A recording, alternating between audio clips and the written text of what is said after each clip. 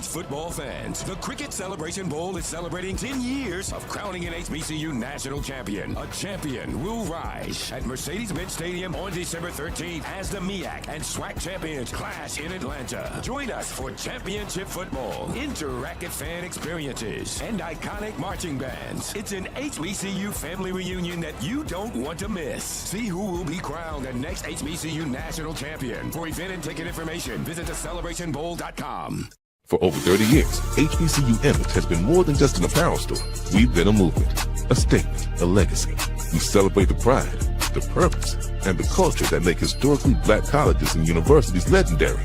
Whether you're a student or a lifelong supporter, our gear lets you wear your HBCU story with confidence and style. Because when you wear HBCU Image, you're not just wearing clothes. You're wearing culture. You're wearing pride. You're wearing purpose. HBCU. With over 25 years of serving our communities, Destiny Financial Services, a division of Global Life, is here to help you and your family through difficult times. From cancer care to accidental industries to cardiac care, we all know that there are times that you can't control what happens in your life, but you can be prepared to weather the storm when it comes. Call DFS at 877-300-8269 or visit the website at www.globelifeinsurance.com. That is 877-300-8269, or again, the website at www.globelifeinsurance.com. ESPN Events presents Red Lobster Band of the Year, a title reserved for elite HBCU marching bands. A season-long competition that culminates in Atlanta on Friday, December 12th. Drum majors, percussion, drill, auxiliaries, musicality. All aspects will be examined by the toughest judges in the world of college bands. 4 will qualify for the big stage, where national champions will be crowned. Follow us on social media for rankings updates throughout the season. And join us in Atlanta on December 12th. For event and ticket information, visit bandoftheyear.com.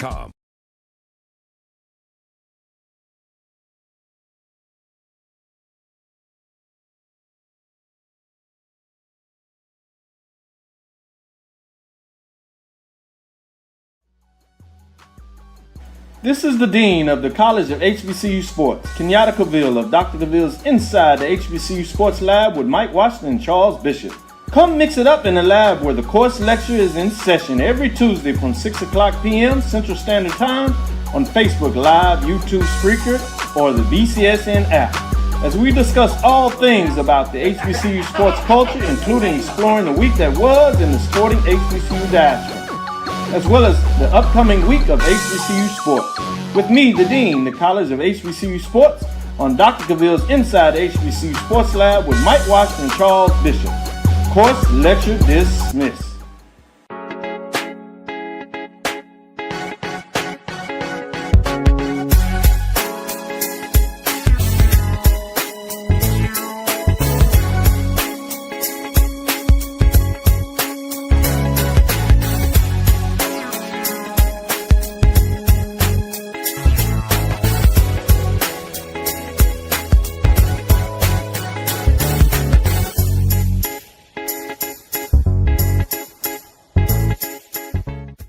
It's never too early to plant the seed, to share the tradition, and instill a sense of pride in your HBCU with your little ones. HBCU Pride and Joy Children's Boutique helps you share your school spirit with a wide selection of adorable kids apparel and accessories officially licensed from your favorite HBCU. Visit hbcupridejoy.com and follow us on all social media at HBCU Pride Joy on Facebook and Twitter. For over 30 years, HBCU Image has been more than just an apparel store. We've been a movement, a statement, a legacy. We celebrate the pride, the purpose, and the culture that make historically black colleges and universities legendary. Whether you're a student or a lifelong supporter, our gear lets you wear your HBCU story with confidence and style. Because when you wear HBCU Image, you're not just wearing clothes. You're wearing culture. You're wearing pride. You're wearing purpose. HBCU. College football fans, the Cricket Celebration Bowl is celebrating 10 years of crowning an HBCU national champion. A champion will rise at Mercedes-Benz Stadium on December 13th as the MEAC and SWAC champions clash in Atlanta. Join us for championship football, interactive fan experiences, and iconic marching bands. It's an HBCU family reunion that you don't want to miss. See who will be crowned the next HBCU national champion. For event and ticket information, visit thecelebrationbowl.com. I love Atlanta, a city in the forest. Hi, I'm Jeff Cleveland, seasoned loan officer in the Atlanta market. And whether you're buying a new home, refinancing to do debt consolidation, home improvements, or just to lower your payment, give me a call. I'll ensure that you're treated with dignity and respect, that you're informed throughout the process, and that there are no surprises at closing. Give me a call and let's get started.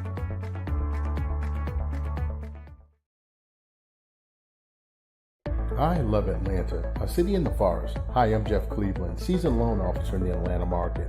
And whether you're buying a new home, refinancing to do debt consolidation, home improvements, or just to lower your payment, give me a call. I'll ensure that you're treated with dignity and respect, that you're informed throughout the process, and that there are no surprises at closing. Give me a call and let's get started.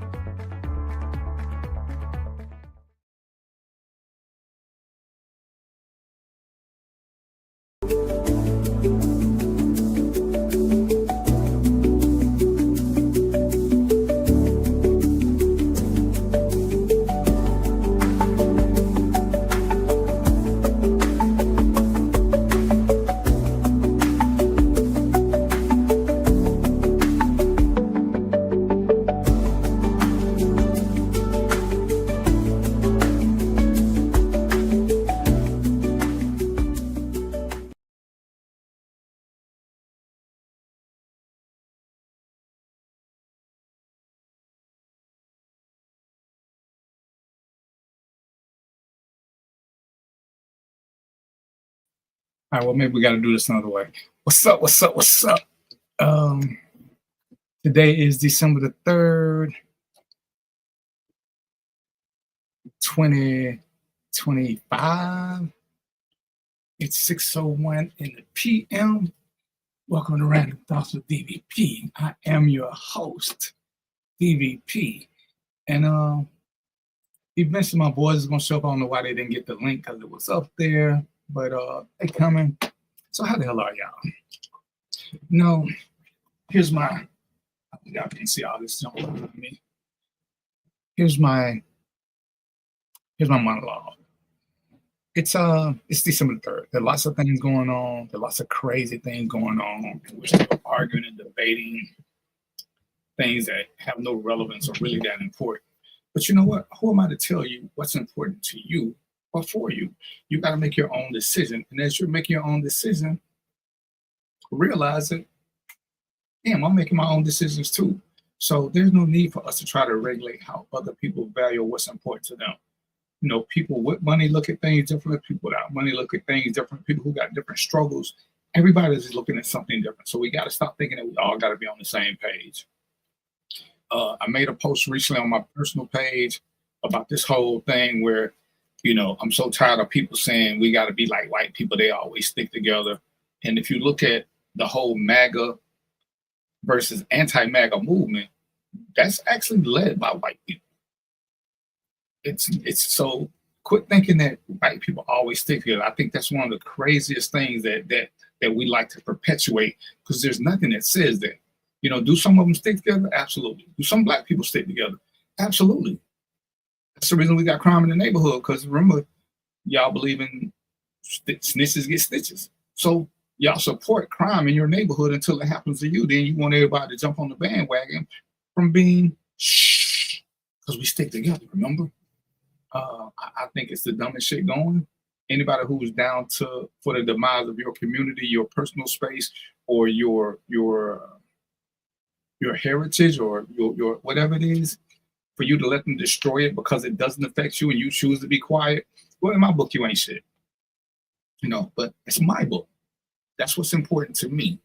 You know, we've discussed this where some of you will only defend women that you're sleeping with or who are related to you by blood. That's your thing. To me, it's stupid. You should defend women, period, especially black women. But that's just my personal opinion. It's the holiday season coming up. Let your conscience be a guy. Everybody's saying happy holidays and all this, but then y'all still on the same foolishness and fuckery. So I'm gonna bring my guys on in a minute, but I want to get this out before they come in, and because I'm not gonna do this onion therapy session today. I made a post, and we talked about this because I did a show about depression a couple of weeks ago. I've done one every year, sometimes 2 or 3 times a year, and I tell you guys, pretty much my experiences with it personally, and just from people I talked to about it. So I made a post because 6 years ago I had a suicide plan, planned out to the T.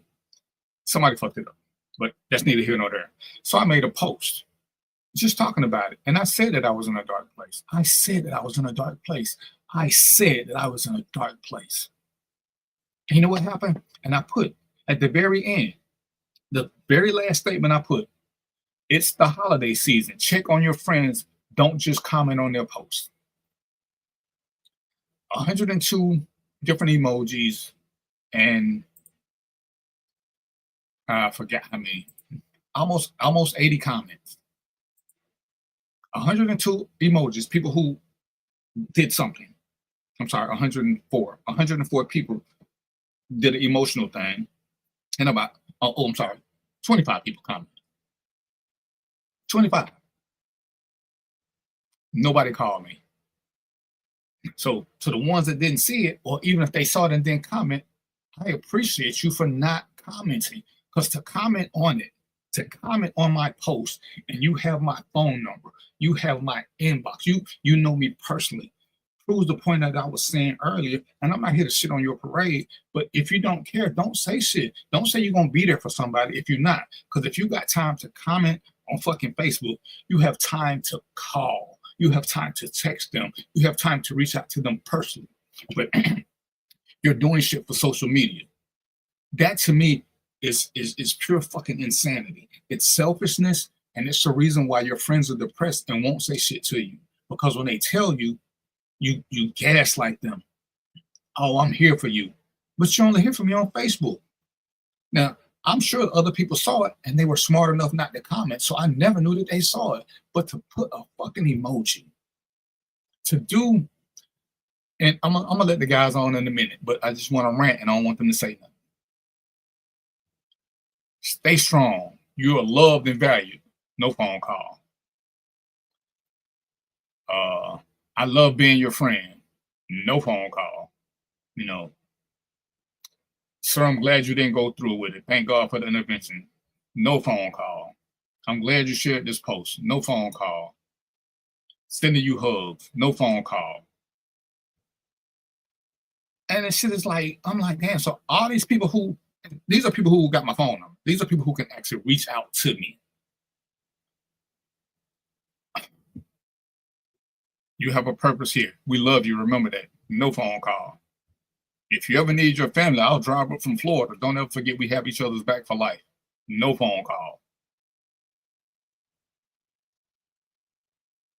You're an inspiration to a lot of people, including me. No phone call. And I'm just like, all these little bullshit comments, no fucking phone call. You know who called me? My fucking realtor. My realtor called me. My fucking realtor. She been knowing me 5 years. She called me. How in the hell does and April, if you're watching, forgive me, but how in the hell does an old white woman who I've only known for 5 years reach out to me? Inboxing, texting, she started calling me. But people who know me, who claim to love me, who claim to be my friends, who claim to care about me and my well-being, I didn't get a fucking phone call. Now, don't get it twisted. I'm not talking about none of my co-hosts right now because they didn't respond. So if they saw it, they were smart enough not to say shit. But if we're being honest, my co-hosts, we cool. But on a level of life friend, I can't put them there, and I don't think they will put me there. We do this and we have fun and we interact and we talk.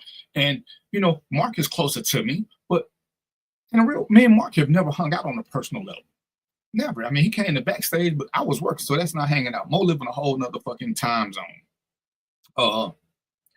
Joe responded, but Joe didn't call me. So Joe, I do have a little beef with you. But as I'm looking at the people who responded, and I know some of these people. Hey, Yolanda, I was actually hurt. The reason I didn't do the show last week was because I was hurt, and I felt the need to lash out at people who did this because they hurt me. Because I would have been better off had you not said shit. Because at least you didn't see that I was hurting, and you took the popular way out, and you just responded on social media instead of calling me. That just bothered me. So I'm gonna get off my soapbox because we got a show to discuss, and I wanna let my guys get in and do that thing. So let me bring I'm gonna bring Mo on first because Mo's responsible, and so I'm gonna put the pressure on Mo today because Marq is there, and anytime Marq ain't still in the car, we happy. But I'm gonna put Mo on first in case Marq decides he want to steal a car. What's up? Hey man, don't do that, man. Don't put that kind of responsibility on me, man. You talking me up like that? Don't do that, man. What? That you the responsible one? Yeah, don't do that, man. Because guess what? Joe and everybody else gonna want to beat me up, man. Don't do that, man. You know well, what I'm saying? I think they want to beat you up anyway, but that's true. Yolanda, you don't. But you know what? I will send it to you. I think I have yours. You don't have mine. And it's crazy. Yolanda's talking. Yolanda was one of my first listeners when I started the show 100 years ago. So Yolanda, wow. I've never met her. Wow. Yolanda became my girlfriend because she was pumping gas at a gas station while she was watching the show. So that's how our relationship is. I'm supposed to get out and pump the gas. So whenever I get to Florida and we go out, we're gonna go to the gas station so we can consummate this our girlfriend boyfriendship. But she was one of the first people when I started this 100 years ago.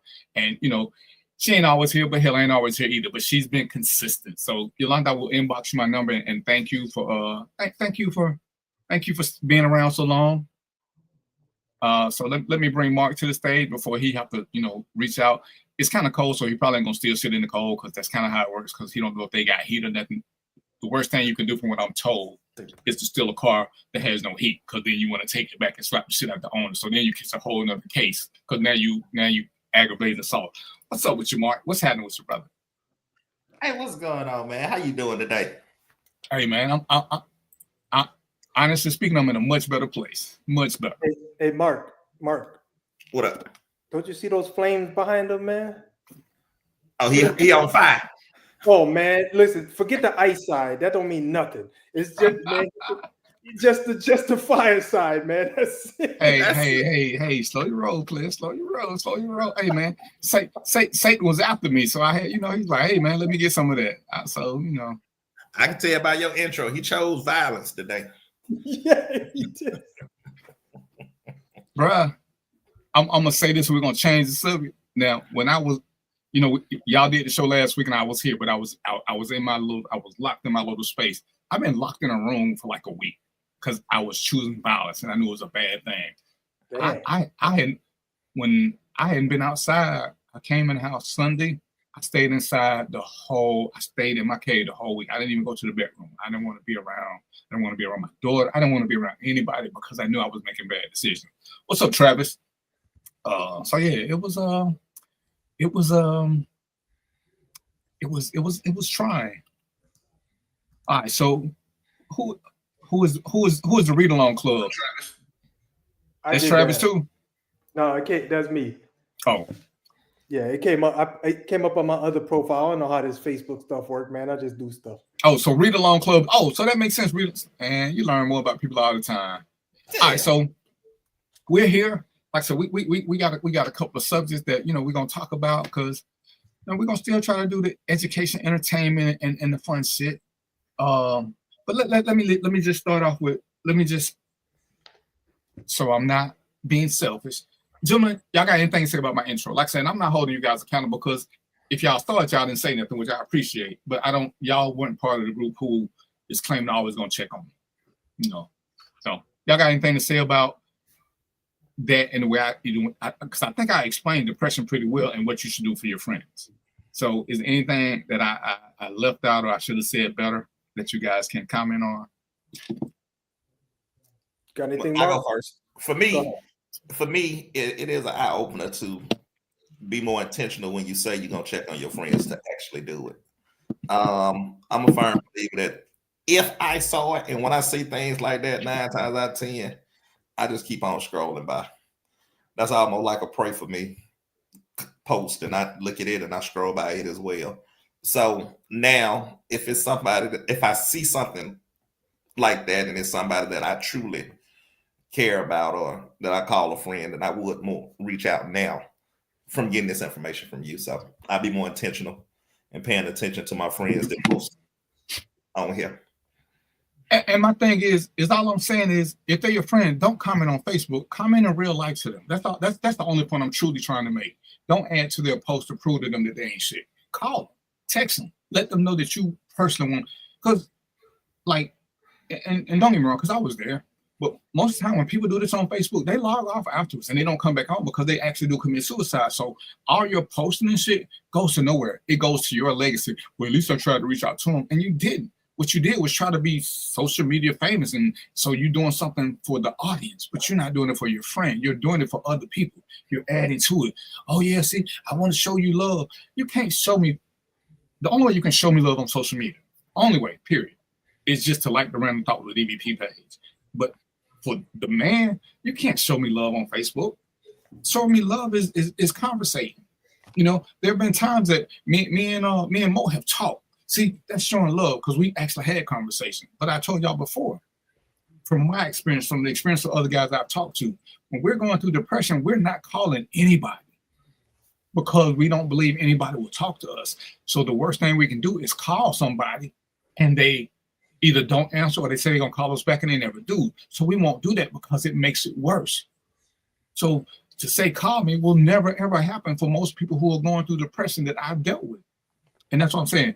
Mark, it's cool if you don't say nothing. Just don't add to the depression by let me comment so I can prove to them they ain't shit. You know, I got time to Facebook, but I ain't got time to check on my friend. So don't get it twisted, Mark. What you did was fine. Let me say something about that, DVP. Go ahead, sir. And this is why I did that. To you, what you just said. I had what I thought was a genuine friend. We've been knowing each other for years. I actually thought we was cool.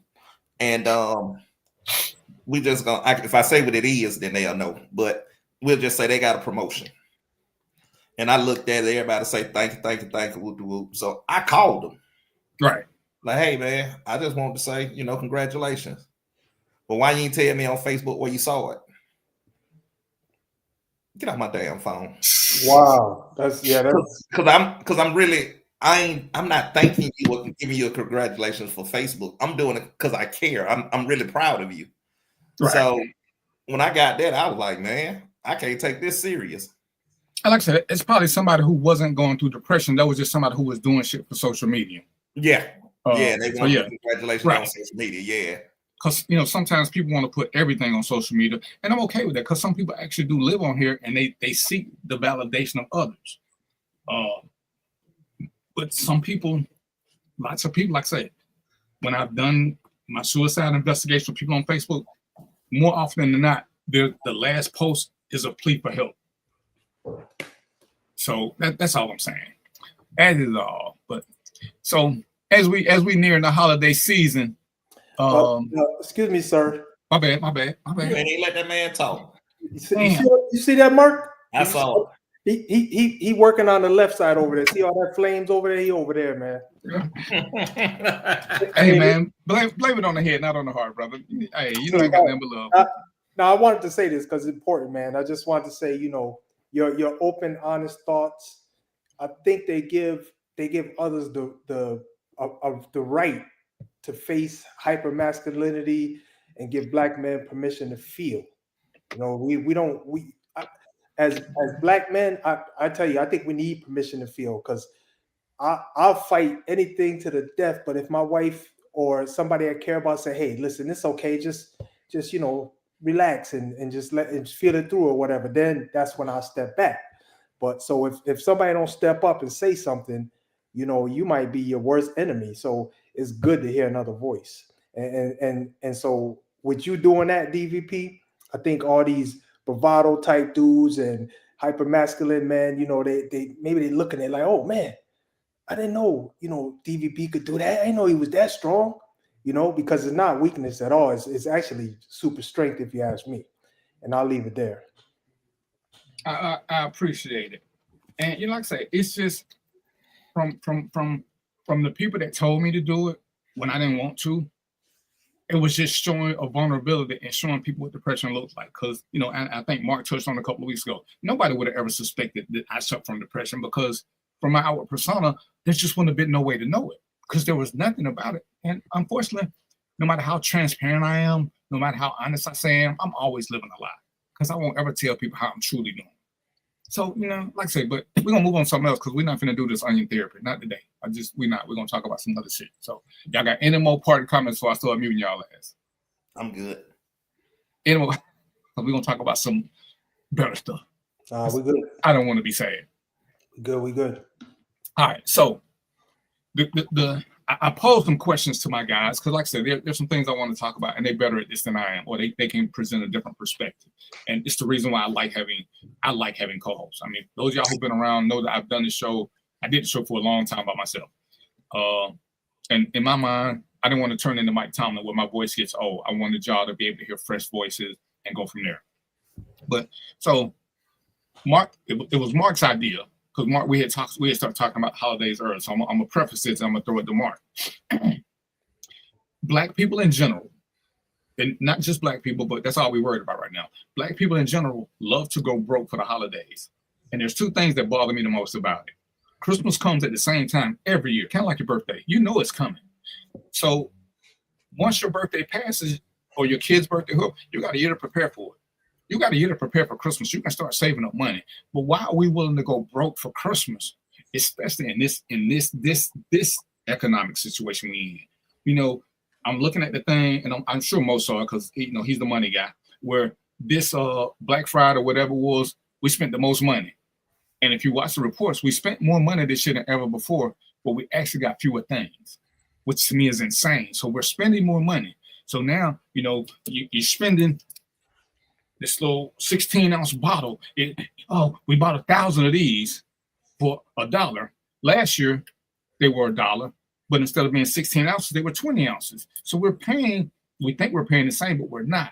But why is it we're okay with going broke for a holiday? And when we claim we're being woke, we're going broke for a holiday. Let's see. I don't think anybody believes in Santa. There may be some people out there, but I don't think there's anybody who does it. And if we like gifts, because most of us like gifts, if you give gifts regularly, then one day can't be nothing special other than your birthday. I'm a big believer in not celebrating Valentine's Day. If you're good to your woman on a regular basis, she don't need overpriced flowers and chocolate or dinner on the day when the price is jacked up 100%. But I'm gonna let Mark jump in, and because that was one of his assignments to talk about where we don't do things in Kwanzaa. He was gonna do some. Did you do any research? If I put you on the spot, Mark, did you do any research on Kwanzaa? Hey, look here, man. This ain't college. I don't do research. I actually did. Hey, did you go to the bookstore and steal the Cliff Note book? No, I went to I checked out the Read Along Club, and they helped me out. All right, what you got? But man. I see how my band of misfits act. See, but you be making me do homework, man. I don't know how I feel about that. Once you know better, you do better. So sometimes we just got to do it and go from there. Man, let's talk about 3 5s and halves. I ain't got to take no classes. I can talk all about that all day. 3 pounds and a half. What? Don't worry about it. That went over your bald head, but we good. All right, because I ain't a criminal, so But look, I did do some research on Kwanzaa, and I know if I am mistaken, you do. That's what you celebrate, correct? It's what I was looking into. If I'm gonna do something, that's what I want to do. Yeah. And we'll touch on what you said. Yeah, we do go broke for Christmas, but I've gotten away from tradition, so holidays don't have a meaning to me anymore. It's just the family getting together. And if you want to buy extra gift or gifts and go all out for your family just so they'll smile a little bit harder on that one day, I'm all for it. I'm all for it. I don't talk about Santa Claus. We don't think about Santa Claus no more. So I don't think that holiday has that same meaning. It doesn't for me because I don't believe little baby black Jesus was born on that day. So that's something completely different. But as I was thinking about or researching and getting some information about Kwanzaa, it's actually the principles are actually great. I think that's something that we could definitely learn and make us better people from following those principles. So it's not a bad thing. And it's not, you can do gifts, but it's not all about the gifts. It's the principles, and a lot of the principles about self-help and community oriented, or making a better community around you. So it's actually, and the gifts have meaning, and they promote your heritage because you learn more about who you are and where you came from. Because you could, and I'm going to switch. I'm all for gift giving. I'm not for going broke giving gifts. That's my issue. That there should be a celebration because, as Mark was saying, if that's the time when everybody can get off and you can get family and friends together, by all means celebrate it. But hey, if we all strapped for money, let's just do the thing where everybody pick somebody, like you do at some jobs, and there's a $20 limit because nobody should have to go broke for this. Because January is still coming. Your rent is going to be due, and it's crazy as I'm watching people do all this for January, and then these bills come, you mess up your credit, you fall behind on rent, you fall behind on this, because everybody wants their kids to be happy. But at the same time, do you want your kids to grow up so materialistic that they risk it all for a fucking toy? Whereas with the principles of Kwanzaa, sometimes you're giving them books to read, and this is where Mo come in because you're educating your kids. I got a daughter. She doesn't look at Christmas the way other kids look at it because we don't do the whole Santa thing. We'll go out and buy a gift, but she knows it's only going to be 1 or 2 gifts, and they require you to read a book. They require you to do something else so that she can associate all this together. It's not just playtime. You're going to learn something from this, and that's why I was like, I believe it's something good. It was created by a black man. I want to say he did it in the late 60s, early 70s. I forgot, but I do share it every year, just so people who don't know about it, so they can start looking at the 7 principles of it, because it goes from Christmas Day to New Year's, and every day you're doing something different, but it's in promotion of, and it's bringing about awareness, because every day is something educational, down to whether you do a big feast, which is one of the things that Mark always talking about. One day we're having a big feast, everybody's bringing something, and it's something cultural most of the time. So you still get that. There's a day you can exchange gifts. You still get that. But ain't nobody going out and spending, $3,000-$4,000. It's not a big wrapping thing. It's an educational thing. And I personally think it's something that we should think more about as we're trying to talk about how we're going to put things together.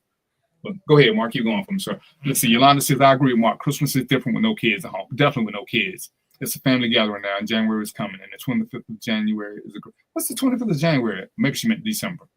But yeah, you good. What else you got for me, Mark, before we let Mo see what Mo got to say? Let it go, because after he speak on, I'm gonna let us talk about these principles. All right, go ahead, Mo. What's your thoughts?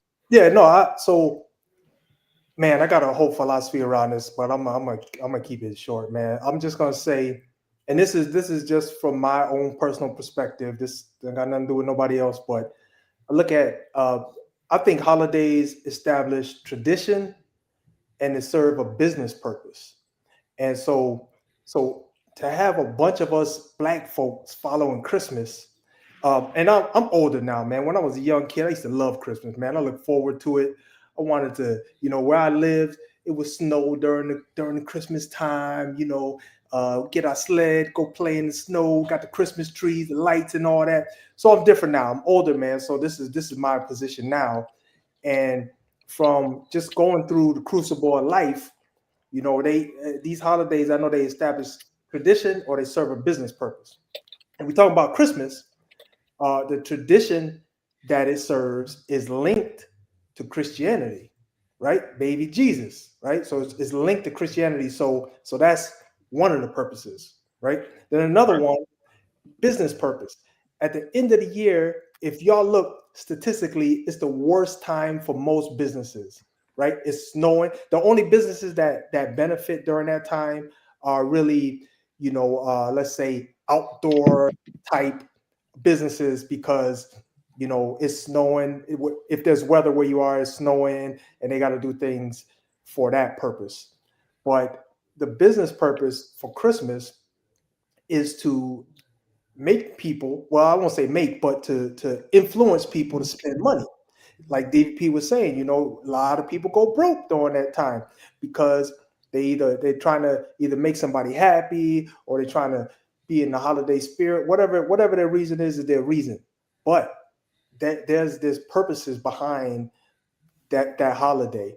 And so what I'll say is, you got to do what's best. I think you got to do what's best for you. Now, if you bring your kids up to look forward to that, well, you're setting a precedent, and they're gonna look forward to it. And like I was brought up on it, but as I got older, I broke myself out of that. I do it now just because everybody else enjoys it and they're happy, but it's not a must for me. And so my position is that, if you're gonna do it, if you're gonna celebrate it, just do it for the right reasons, and take note, like DVP said, don't go broke. It doesn't make no sense, man. If people are truly in the holiday spirit, it wouldn't matter if you gave them a $5 gold-plated chain versus a brand new car. It don't really matter, because it's the act of giving, right? That's what they say. Black folks, they ain't going for it. Don't give them that gold-plated chain, though. That's it. That is true. Don't go broke. But the people that go broke, I think the people that go broke for the holiday already broke. Yes, they go broke on the end. So let's go throw all this money away on the 25th, and then the first, let's make payment arrangements. It's it's terrible, but that's what it is. Hey, let me throw this in there right quick. This is crazy. This is one of the things my mom taught me. And I and we didn't do it. We didn't do it because we were poor. We didn't celebrate a whole lot of holidays. But one holiday she told me, she said, "Listen, baby, this is what we can do. I can buy you a toy you want and have it for you for Christmas, or we can wait a week and I can get you 2 of them, because the prices go down after Christmas. Everybody bringing shit back. You get a better deal." But right. We get so caught up on having to have stuff for the 25th, when actually the time to get something is the second. Because when it's happening, it's like, damn. So I'm like, okay, I can wait. So Christmas came less important to me. I'm waiting for the after Christmas shit. So it's like, if when we toss more on that, when we're talking about economics and how we can improve ourselves, why don't we get stuff when the best sale is on? And the best sale is always after Christmas, always. But what's so special that we got to have it on this made-up holiday? And I said, and don't get me wrong, we're not talking about the celebration of it all. We're talking about going broke. Mm-hmm. So if you're trying to get the most bang for your buck, why not wait for a better day? What's up, Robert? I didn't mean to dismiss you. They was talking, but what's up, Robert? Hey, Kitty Brown, how are you? So, and that's how we're talking about. Celebrate how you celebrate. But again, if we're being economically sound and we're planning, because I'm gonna post some things about how you can save money throughout the year, saving a little bit at a time, and this is what you can do. Because if you know you want to spend some money, let's just say you're gonna budget yourself for $500 for Christmas. Well, start saving up. I got a whole thing that tells you how to save up money so that you already got money before Christmas gets here. And this is all, and it don't require a whole lot. You just pick a plan that works for you and save. Whether it's $1, $2, because like the best plan I know of that I'm a big fan of, it'll give you like $1,300 at the end of the year, is if you say whatever week it is, that's how much you put in savings.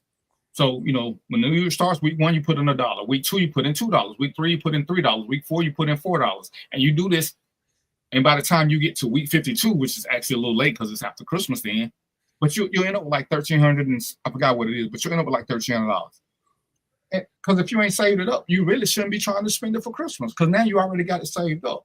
But, like I said, when we get to the financial part, and I Mo got me to doing this, my mom got me to doing this, I have an account just for holidays and birthdays that I put into. So when that time comes, it's like when you want to travel, you put money in this account. When you get that, then you travel. If y'all know y'all want to celebrate holidays, one of these savings accounts y'all got, y'all should be putting money to the side. when you got a little extra something, and that's all you can spend for that holiday. If that's it, that's it. You know, if you got kids and you give all the kids $50 to buy everybody a holiday, once they spend the $50, don't nobody else get no gift. And like I said, that's all we're talking about is just not going broke, not hurting us even worse, especially in this economy. Especially in this economy. You know, so that's it. And you know, it's Black Friday. The reason to me why Black Friday is the biggest scam is because I did the research. A lot of the TVs that you see on sale for Black Friday, if you look, they never existed before Black Friday. A lot of these companies manufacture TVs just for the holiday season. And you see brands that you ain't seen before. You see price because they're not really the best of the best. They're just for the holiday season. And they push them out there because all of a sudden every store got 1 million TVs. But it's mass production just for the holidays. So you buying a substandard TV because that's when you see all these crazy name brands come out. And you know, it's like, damn. So I started looking. I was like, damn, they right. When you go to Walmart in February and look and see what brands, then go in December. All of a sudden they got 22 new brands. And everything looked good on the stand. It's like, oh, you know, you can get this Sony for $3,000, or you can get this some boo-boo for $300. And some boo-boo ain't gonna last you but 6 months, but hey, it's $300 and it's a 60-inch. Everybody want a good deal, but you're really not getting a good deal. You're getting a substandard TV. So, you know, that's part of the thing. As you do research, you're like, oh man, they got me again. It's like, when won't get tired of being suckers? True. So yeah, go ahead. Let me just add to that, because that is what you just said, DVP, but it's also, I think it's got something to do with the fact that this, you know, just being in this world, man, and going through everything that you have to deal with, people do anything for temporary happiness.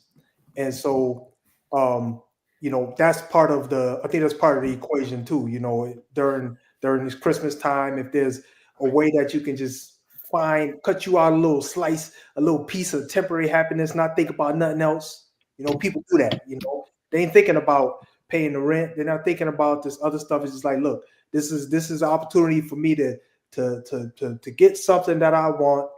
And at a, I guess what they would say is at a bargain, right? You got to do them quotations at a bargain, and you know, just enjoy it. So I think everybody, you just got to really balance what you want to achieve. You really do. And I don't know anybody, if we don't set our own expectations of wanting too much, I think then we have a good chance of doing it. But as soon as you set the expectations of doing too much, so I'll change it to this kind of idea.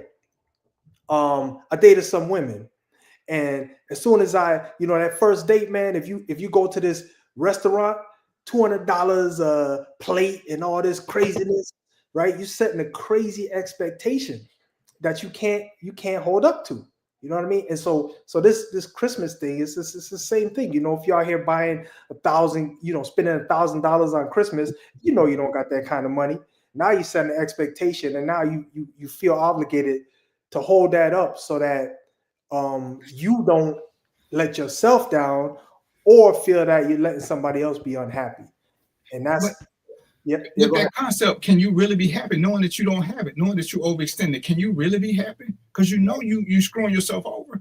So It's like, because you're thinking, how am I gonna do this? How am I gonna do this? So it's like it's almost like you adding pressure on yourself because you don't want to say, well, let's do something different, which is how Kwanzaa started. Let's do something different. Let's do something that is more impactful. Let's learn more about this. Let's learn about this. You know, we talk about the Marcus Garvey's. We talk about, you know, we love Wakanda. But then with the follow-up, we don't do any follow-up. You know, we wait for February so we can do Black History. But why not do Black History year-round? Why not do Black History every month? Why not take control of this and we control the narrative? You know, and like I said, and that's all I'm saying. To me, it's twofold. Like I say, I get the kids, but why not break them out of the habit early? You know, why get them into that point where we're making them materialistic? We're making them materialistic. Then it's hard to break them out of that. Hey, Kitty, where you watching from? I know where you watch from, right? Where you watch from, Kitty? I think this is the first time I've seen you. Yeah, it's the first time. She from Philly. Oh, she a friend of yours? Yeah, that's one of my friends. Okay, that's what's up. That's what's up. Welcome to the show, Kitty. Hey, I want to follow up what you were saying, DVP, about Black History Month. People probably saw this clip, but Morgan Freeman said one of the smartest things that I ever heard about Black History Month. Somebody was interviewing him, and they said because they found out he don't like Black History Month, and they were interviewing him, and they said, "You don't like Black History Month? How could you not like Black History Month?" And his response was, "So you're gonna relegate my whole history to a single month? How can you do that? Just like you said, DVP, why you don't celebrate that year round? How is it that we get a month? You get a month out of 12 months to celebrate Black history. Makes absolutely no sense." And let me just add to that. You only do it for a month, but you do it when a month, the shortest month, the month when you got Valentine's Day, President's Day, and some other day. So you really don't even get that. You really only get about 15 days. Yeah. Well, one thing about that now, it actually started as a week in February. So it was still the shortest month of the year. Yeah, why? It started as a week. So I don't know how they chose February, but it started as a week and they just expanded it to the whole month. So I don't think it was the initial plan to give us the shortest month of the year, but it just worked out that way. I think that's a bad narrative. Mark, you said something key though. Give us. See, that's they gave us a week. Yeah, no, I know, but we should have been. We don't have to wait. We don't have to wait to the government to give you something. The culture can be established by the people. We don't have to wait for the government, but I get, that's just something that's on a deeper level that people really got to realize. We can establish culture on our own. We don't got to wait for the government. I agree. But, slide back into it. So one of the things that I like I say, was the principles which we all can learn from. And the first one, let me know if do you know them, DVP? Because if I know I'm finna mess these words up with some of them. I don't speak Swahili. And it's my apologies, because if I knew you wouldn't do that, I would have had a slideshow set up for them. But yeah, that's what I do. Is it Umoja? Something similar? Close enough. But it's about unity. That's day one, and it's about unity. So it would be good for us to figure out how to unite. I mean, keeping the family close, even after the matriarchs and the patriarchs are gone. But the unity, and not only just in your household, but in your community, because we definitely need it in ours. So that's a good principle for everybody to follow. Awesome. And to take it away from, it's not a religious holiday. So that's the best thing about it. With it not being a religious holiday, anybody can celebrate. Anybody can celebrate it. You ain't got to worry about baby like Jesus getting mad because we celebrating something else besides his birthday. So that's a good thing. So unity, I mean, I think we all can agree that unity is what's needed in our community. Correct? Right. It's needed everywhere. It's just that's a good human thing. So look, I'm all for the fun, but I would rather, realistically, if I had little kids, I'd rather have them believing in that holiday. Kwanzaa sounds like a principled holiday, right? And I'd rather have them believe in that than when they go to bed, some white man gonna stuff himself down the chimney and eat the cookies, blow out the candle, and leave presents. And then fly away in a sled. I don't need that, man. If you put that in your kid's brain, do you know what you got to deal with after that? That's crazy. It's crazy. Yeah, because it's gonna be terrible when they finally realize there's no Santa Claus. Thanks. Now that's the first part. Be like, hold up, because I know for me, I watch my dad and aunts bring the gifts into the house. Oh, they bringing them in. Yeah. Ain't no damn Santa Claus. And I'm at about 4 or 5 in. I'm like, they just be lying. When I grew up, when I was about 8 or 9, my mom was, I was probably 6. I was like, Mom, how Santa gonna ain't no chimneys in the hood, so how he gonna get the gifts in? You know, I just need to make some sense, man. I just need something to make some sense because it's crazy. I was a really smart little kid, so it's like, Mom, I'm not understanding this, Mom. I mean, so this fat, and it's like she just looked at me. I was like, so a fat white dude gonna come to the project and come down chimneys he got gifts, and you know everybody gonna get him. If he come through here with some gifts, he gonna get got in the middle of the night. Ain't no white dude walking through here with no, I don't get this, Mom. And she's like, you thinking too hard on that. I was like, I'm just trying to make it make sense. Yeah. So it was like, after that, she's like, well, we ain't doing Christmas no more. I'm just like, because this dude right here, he ain't going for it. Because I'm like, if he come through the door, it's gonna be some problems. It's gonna be some problems through that door, because we know what happened if that door open in the middle of the night. Somebody getting hit with a frying pan. Right. I used to think about that too, because I'm like, I'm in the hood too. I'm like, Santa ain't coming in this house, man. You know what I'm saying? It's not happening because he gonna get stabbed, he gonna get shot. Something gonna happen to Santa if he come up in here. He ain't gonna finish his route that night. You know right. We got 4 locks on the door. How you getting in? It's like this ain't what's up. I'm trying to figure this whole thing out. Yeah, that's true. That's true. And Robert, we start the healing by in my mind. I'm gonna let the other guys talk. We gotta stop pushing. We gotta stop pushing fallacy. I mean, everybody keeps saying we're gonna keep it 100, keep it 100, but then we go out and push. We go out and push myths that to me serve us no purpose. Like I said, I'm all for buying your kids gifts when they deserve them, but do we have to let somebody else tell us when it's time? Your birthday. That's sure. Everybody on their birthday should get a present. That's me because that's your personal day. Like I say, I haven't celebrated Valentine's in forever because I don't see the purpose of it. If I'm good to my woman year round, why should this one day be so important? It's like, roses cost $9, except for Valentine's Day. They $40, $50. It's like, so if I met a woman who wanted that, see, to me, I would let her go because I already know she don't care about my money. Everything goes up like 200-300% for Valentine's Day. And why? Why?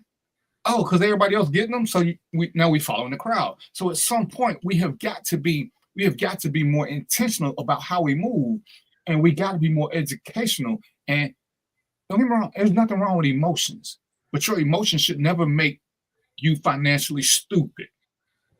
They should never make you financially stupid, because we're not gonna buy our kids. And it's the crazy part. Most people don't spend as much on kids' birthdays as they do on Christmas. And the birthday is truly their special day. But I'm like, damn, on Christmas, they get 10, 15, 20 gifts. On their birthday, they get 2 gifts. It's like, damn, really? Really? Yeah. Which one should be more important? So, I mean, but like I say, that's just my take on it. Every family has to do what's best for them. And sometimes we have to, like as Neil said, sometimes we got to disconnect from the matrix. People who don't do what you do, because I don't want my daughter growing up around a bunch of people who was getting a bunch of gifts, because now she's trying to figure out why they're getting all these gifts and she ain't. And we're not going to have this conversation where these other parents are lying about this white dude or the black dude with the beard who breaking into people's house and dropping shit off. Because I want to teach her the right thing, but I can't teach her the right thing if I'm pushing fantasy. I mean, when we watch Disney, she knows Disney is a cartoon. She knows that Cinderella doesn't exist. She knows that 101 Dalmatians is bullshit. Santa Claus is bullshit. So why not say, hey, this is who Santa Claus is. It's something that they do, but he doesn't exist. So don't think you won't ever see him. You go to the mall and see him like you can go to Disney and see Elsa. Elsa is not a real person. Goofy is not a real person. Donald Duck, not a real person. We can do this without busting their bubble if we introduce them to reality in the beginning, because then they don't get this. They can still have the fantasies of little kids. Mm-hmm. We just can't push other crazy stuff and make fantasies be real. No, you can let them have hope. You can let them have invisible friends, because they're gonna do this shit anyway. But we can't. I just don't see promoting this. But go ahead. What else? What else I got, gentlemen? All right. So the next principle is imani, which means faith. And faith is definitely not religious. Right. It's just having something, I guess more so to look forward to believe in, that you can, if you dream it, you can achieve it. So that's actually another good principle. Yep. Better to have principles than 3 wise men walking through the desert. How wise are they if they're walking through the desert? Right. Why they ain't got a car? Why they ain't got camels? But they had gifts. Right. But they had no camel. They should have bought a camel instead of gifts. Yeah. They should have been taking care of home. Yeah, that's true. But like I say, still non-religious, but having faith is actually a good thing. Right. And if you got it, because again, y'all know I'm not religious, but I don't shit on anybody's faith. Whatever it takes to get you through the day, that's fine. But if your faith intrudes on my beliefs, then we have a problem. Because like I said, if you want to pray, I'm gonna let you pray. I'm gonna hold your hand. I'm gonna stand in the circle with you. But don't look at me and tell me I gotta bow my head to. That's too much, Blair. I'm just doing this out of respect. Don't push it. Oh, you don't believe? Listen. This is your prayer. I ain't gotta believe nothing that you're doing. Let's respect. Because don't your book say something about to thine own self be true and don't judge others? And it's like I hate when you got to tell Christians, and Christians up to me, they're the worst at this.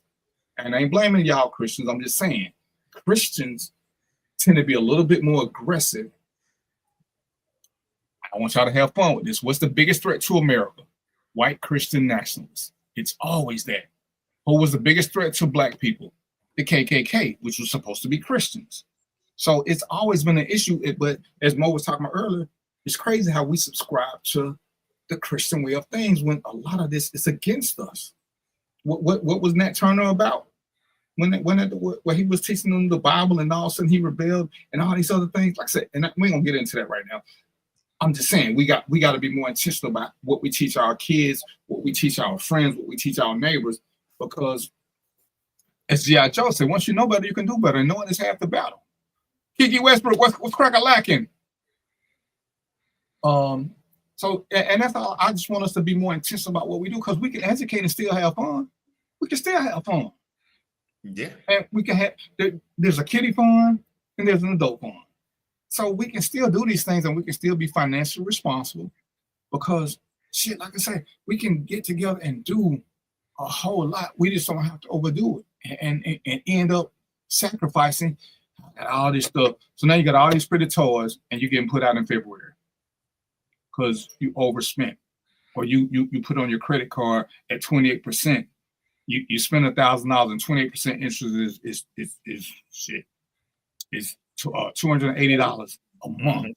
$280 a month, and you paying the minimum, which is $15. You're gonna be paying this Christmas off for like fucking 12 years. And it's just insanity to me.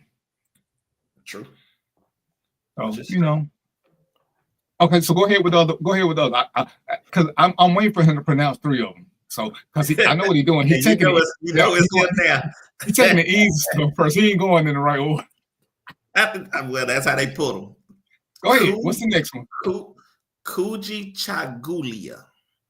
Let's say it in the right way. Kujichagulia. You was told. I'm gonna give you that one. Kujichagulia. Yeah, you good. Yeah. Self-determination.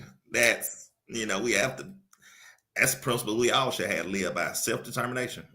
Be determined to be the best person that you can possibly be. And to your community. And it encourages you to take charge of your own life and destiny. Have a sense of personal responsibility and empowerment. That's what we got to start doing. That's what we have to start doing. Who you trying to help, Kitty? I'm broke. Who you trying to help? Pronounce that word. Well, that's what she said. She wish she help me pronounce that word. And to me, like I said, I'm gonna let him finish. But when you look at the principles to me say more than anything else. When you look at what they're doing, and he talked about Umoja, the first one, which is the unity, and it emphasizes the importance of togetherness and solidarity among individuals and groups. This to me is, if we started doing more of this, just think how truly great we could be if we started promoting togetherness and solidarity. Not thinking the same thing, but Marq has this way of thinking, Mo has this way of thinking, DVP got his way of thinking, but we're still unified. We're not trying to tear each other down. Everybody can be an individual, but we still all together. To me, that's just that one is just like, damn, how do you get around that one? And like I say, if you look at them, if you just pull up the 7 principles of Kwanzaa, if anybody can sit there and tell me that these don't make sense and how they can make us great, I would love to hear that conversation, because they're not paragraphs, they're just a couple of sentences, but they're so powerful. And again, to me, the most important thing is it was created by a black man, even though he was a convict. But when you're in prison, you got a lot of time to think about shit. These just make sense. Go ahead, Mark. I'm sorry. Oh no, you good. Like I say, and then Ujima. Todd, which one you looking at? Because they're almost two of them almost thing. With the M2As. UJ. Okay, yeah, that's Ujima. My bad. I was looking at Ujima. Yeah, Ujima. Right. Cooperative economics. Coming together. Pulling our economics together. That's never gonna happen. That's never gonna happen for us, man. I'm gonna tell you. And this is yours, Mo. To build and maintain our own stores, shops, and other businesses, and to profit from them together. This principle promotes economic self-sufficiency and encourages supporting local Black-owned businesses. You talk about that a whole lot. Yeah, that's amazing, man. Those principles are, man, they're like a blueprint for a better black world. I'll just put it that way. I ain't gonna say Black America, but a better Black world if we follow those principles. That's it. You the economics, man. You know that we thrive on having having a thriving economy, which we had with Black Wall Street and some of the other places that we no longer have, or the way we had it prior to desegregation. Yeah, and I'm not gonna expand on this, but I'll just tell you, even Black Wall Street was funded by, white companies. But yeah, I'm not gonna expand on it. People, do your research, but I still believe that the idea was good, but the funding was still take the money outside of the community. The way it was, yeah. Well, we'll have that conversation on that topic on another day. Yep. But that's good information. And I guess since he want to go fast, Ujima. Just Ujima. Collective work and responsibility. Man, these things are the bomb, man. Hey, I'm glad I did this little research because it got me thinking that is actually much better. That's the bomb. The only thing about it is it's done for 7 days. Yeah, because we got to get started somewhere, and that's all it's doing is trying to get us to get started into accepting what it is. Because again, and I like reading because I'm so loving this section. But the principle of it is to build and maintain our community together and make our brothers and sisters' problem our problems and to solve them together. This highlights the importance of collaboration and mutual support within the community. And Kitty, you was just talking about this. It promotes collaboration. I mean, hell, look at this show. This show is Ujima in effect because these brothers are working. We're working together. We are collaborating. We got mutual support. They bring stuff. I bring stuff. This is all, even though the show is titled what it's titled, these brothers know I've been trying to get them to help me do the show, and I let them bring stuff to the show because, Kitty, we can all be competitive. And we should all be competitive, but the competition should be in a good way. I want these brothers to be better. Mark started off talking shit, and he just admitted it. Doing some of this made him think about other things. Because Mark don't want to do homework, but when you're getting educated, and we laugh and joke about a lot of things, but there's nothing like when that light come on and you learn some shit, and you become a little bit more enlightened than you were the day before. Because now you can share knowledge, and that's something nobody can ever take from you. They can never ever take what you know. And while they sitting there, we talking about this, and that. Once we become a team, what can stop us? What can stop us? Like I said, we don't always have to agree because we all bring something different to the table. You're talking to 3 different Black men, 3 different age groups. We all got our own opinion. It's some shit we don't agree on sometimes. But again, the reason they're here is because we can all respectfully disagree and still honor the other person's opinion, whether we like it or not. I did, Yolanda. This should be in your inbox. And that's why, when I wanted to do this section, I know I know a little bit about Marq, and that's why I wanted to be Marq's section, because Marq has said a couple of things. Like, we joke and laugh all the time, but building us up is so simple. And if we start, as you say, Marq, it's only 1 week, but if we start one day at a time, just introducing it, and you do it, and you got to do it with your family and kids, and you practice it, then it just it starts becoming second nature. Because nothing says you have to stop. Nothing says you have to stop. But you got to get introduced to it to understand it. If you never get introduced to it, then how do you know about it? So this is why I particularly do love Kwanzaa, the whole concept of it, because it's the foundation. Once you get it started, you can start building great communities. Then we get to the second half of the show, or the next portion. Then we start talking about how to redo Black Wall Street. If we incorporate these 7 principles, what's to stop us from building another Black Wall Street or another Tulsa, Oklahoma? What's to stop us? This is all we got to do. So, go ahead, sir. That is true. That is true. Working collective. The next one is, we'll start with Kumba, which is creativity, which we all are creative in some shape, form, or fashion. Yeah, that comes. So Marq, I just want to make a comment on that one, because like you said, that comes with the black package. But what doesn't come with the black package is the ability to harness and utilize that creativity. That's the part that I guarantee that fosters. Yeah, that is true, because we have to come together and be creative collectively, and understanding what is collectively what would be best using this, using our creative thoughts. And I think that's what we may fall short as well, as one person having a good idea. Well, let me slow back up.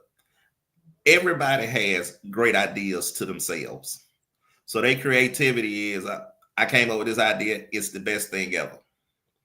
I learned a while back that, yes, you do have a great idea, but it takes people like DVP and Mo, their creativity, to bring it together with mine, and we come up with an amazing idea. Being creative and making this thing work, because like I said, we all creative. It's just coming together and taking our creativity to a whole nother level.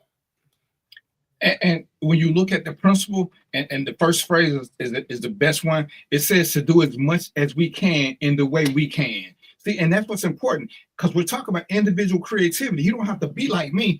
Bring your best to the table. I'm gonna bring my best to the table. Mo's gonna bring his best to the table, and we bring as much as we can in the way we can, in order to leave our community more beautiful and beneficial than when we inherited it. This is how we encourage innovation and creativity and improving the community. See, you ain't got to have the best idea. You just need to have a good idea. And as Marq said, when you bring a good idea to the table and you got other creative people, you can make this good idea become a great idea, because you're taking other things from it. Ain't no need to shoot nobody's idea down, because they're doing the best they can from their perspective. How do we make this better? Because I may not like Marq's idea, but if it makes sense and I make it better, and we talk like this, guess what? Now me and Marq are teammates, and he's a willing teammate, as opposed to like he's saying, nah, that ain't a smart idea. It is. It may just need some retuning. Yeah. Sometimes DVP come up with some crazy shit, and we'll say something. It's like, oh, so this we do. We can't be afraid of being getting it retuned to a better idea, and we can't shoot down people's idea who we don't think at our level, because as they say, even dummies come up with some good shit sometimes.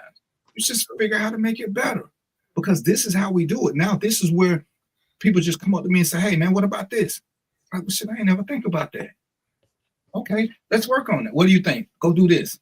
And like I said, this is just how we do stuff. And, I'm going to have to find another word for Marq, but it comes in the form of doing research for yourself, because I could have did this. Because I've done it before. But now that Marq has done it, Marq can talk better about it now. He don't have to repeat what he heard DVP say. He's read some things. Now he can carry on a conversation about why this would be good for him and his circle. He ain't got to say, well, DVP said this. He read it for himself. Nobody can take that from him. And he's already said how he learned some stuff. So now, whether we know it or not, when we learn stuff, guess what we do? We feel a little bit more confident about ourselves. We got a little bit more self-assurance. And that's why I like doing these things. That's why, when people challenge me with stuff and I got 3-4 pages open because I can click stuff, I want us to come with factual stuff so we got something to fall back on. Go ahead, sir. Man. You rocking the show. We're going to have to name the show Random Thoughts with Marq. I might have to cancel me and Mo section. Nah, that could you sitting up here getting me homework. Hey, Marq, check out this. You know, hey, you brought up the holiday stuff, sir. You brought it up, so took me back to 225, but it's good. You know, it's good. 225. But the last one is Nia, which is purpose. We all have a purpose. We all have a purpose. Once you find your purpose, follow it. I follow mine. My purpose is to impact others. And that's what I do every chance I get. Even though I'm foolish 95% of the time. 98. 99. At 1%, I'll be serious. 1%. 99% of the time I'm foolish. But that 1%, I'm gonna drop some knowledge on you. But that's the thing. And when I say purpose, doing things intentionally with your purpose. So if we take that back and find our purpose to build us, our family, then extend out to our community, man, it's like say nothing can stop us. We just got to figure it out, but we have to do it with small groups. Take small groups, like-minded people, and then just bring others in to the fold, and we keep growing. And I'm gonna say we don't even really need like-minded people. We just need open-minded people. Open-minded. And that's why I'm a fan of Marq. You take it to your group. Mo, you take it to your group. I'm gonna take it to my group. Then when we start meeting together, we can. I'm gonna let Marq talk to my group. I'm gonna talk to Marq. I'm gonna talk to Mo's group. Mo gonna talk to my group. See, now we can just start exchanging because we got people who want to listen. Because sometimes getting like-minded people is cool, but who are you teaching? Because if they already like-minded, they're doing some of the work themselves. And this is where we have to be a little bit more intentional about going outside of our circles, our own little space. Because, like I said, I love these gentlemen, but it's only so much that I can tell them that they're gonna resist because we're already like-minded. I mean, we give each other hell, but we're gonna still be here. But they're not the group I'm trying to get. I'm trying to get the group who isn't there yet. We just talked about the purpose to make our collective, and that's what we got to get to, not individual. To make our collective vocation the building and development of our community in order to restore our people to their traditional greatness. This principle focuses on setting goals that benefit the community, and working together toward achieving them as a collective. So if it makes the community better, the head is heavy that wears the crown. The king cannot be concerned about the king all the time. The king has got to be concerned about the kingdom. So when we're going to claim royalty, everything we do should be in pursuit of a better kingdom, not a better household, a better kingdom. And once we do that, then we're great together. But these 7 principles, you did all 7 of them, right? Yeah, I did all 7. Okay, yeah, I was trying to count. These 7 principles, individually, they're great. As a group, these 7 are fucking phenomenal. And even if you just take one, I would love to do one a week and turn it to it. So now we covered almost 2 months of just doing things, and it becomes a habit. Find somebody, teach somebody something, work with somebody on something, get somebody to work with you. I said to me that was kind of what I was doing with the show when I'm saying, hey, come on the show. Marq started watching a little bit more. I'm like, shit, Marq, why don't you come and be a co-host? You always here. I don't need to sit in the cheap seats and talking in the comment section. Come on, shit, you here, you stand for 2 hours, you might as well come on here. Don't worry about what you bring. When you bring you as a collective, we'll make the show better because we all coming from a different perspective. Mo, come on here and teach some of this money stuff. Come do this. Come, let's talk about this. Come talk about how we need to learn how to read and how we can do books. Joe ain't here yet, but Joe always giving us some books to read and telling us some information. This is what we do as a collective, because now everybody's bringing something to the table, and we're trying to make the whole community better. Robert got a show. I've been on his show. He's been on my show. We want to see who got the most guests, but I ain't gonna never say nothing bad about Robert's show. Robert will tell you that I have called him and told him how great the show was. I ain't post this shit. I call him, man, you're doing a good job. Keep it up, because that's what we should be doing. Not trying to tear each other down. Promote him. Mo been on Robert's show. Because Rob he's a co-host still, but that's a whole nother subject. But Mo been on there.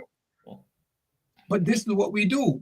We help people out, and to do this is what we got to do. I'm gonna say something to Kitty right quick.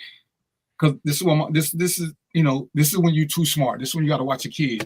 When we was doing the whole Easter thing, I was like, Mom, I'm smart. I say, so I'm not understanding this Easter egg hunt, Mom, because rabbits don't lay eggs. What do you tell your kid when you what do you tell your kids looking for rabbit eggs? Rabbits don't lay eggs, so now I got to be stupid because I learned that rabbits don't lay eggs. So it's like, to me, it's almost like they give us crazy shit and want us to push it on our kids, but we keeping it a buck, we keeping it 100. A rabbit that lay eggs, make it make sense. Hey, April, see, that's who I was talking about earlier. See, I'm up, April. I'm above ground. I'm doing better. Thank you for checking on me. Thank you for checking on me. You don't know how much I appreciate that. All right, so y'all got any questions about Kwanzaa? Because like I said, we here to educate and have fun. But education is just the main source. Because what's the purpose of just having fun if we're gonna still be, for lack of a better word, ignorant? Yeah, no, those are some good principles, man. And that's I think it's even better to incorporate principles into holiday festivities, because you get double the information out of that holiday. You get some principles, you get, probably give gifts along with that, maybe something meaningful, you learn not to overextend yourself, etc. That's awesome. And yeah. Man, that is true. That we let our kids in the spirit of fun, but it's just a tradition that we were taught, we passed it down, and I think now we're becoming more open-minded and realizing that was all bull, and it makes absolutely zero sense. So a lot of people are changing from those ways of teaching this tradition and starting to be honest about it, or not celebrating them. And you're right. Millionaire parents are the first to lie to their children, and then tell their children not to lie. That is, and we talked about this before with the whole.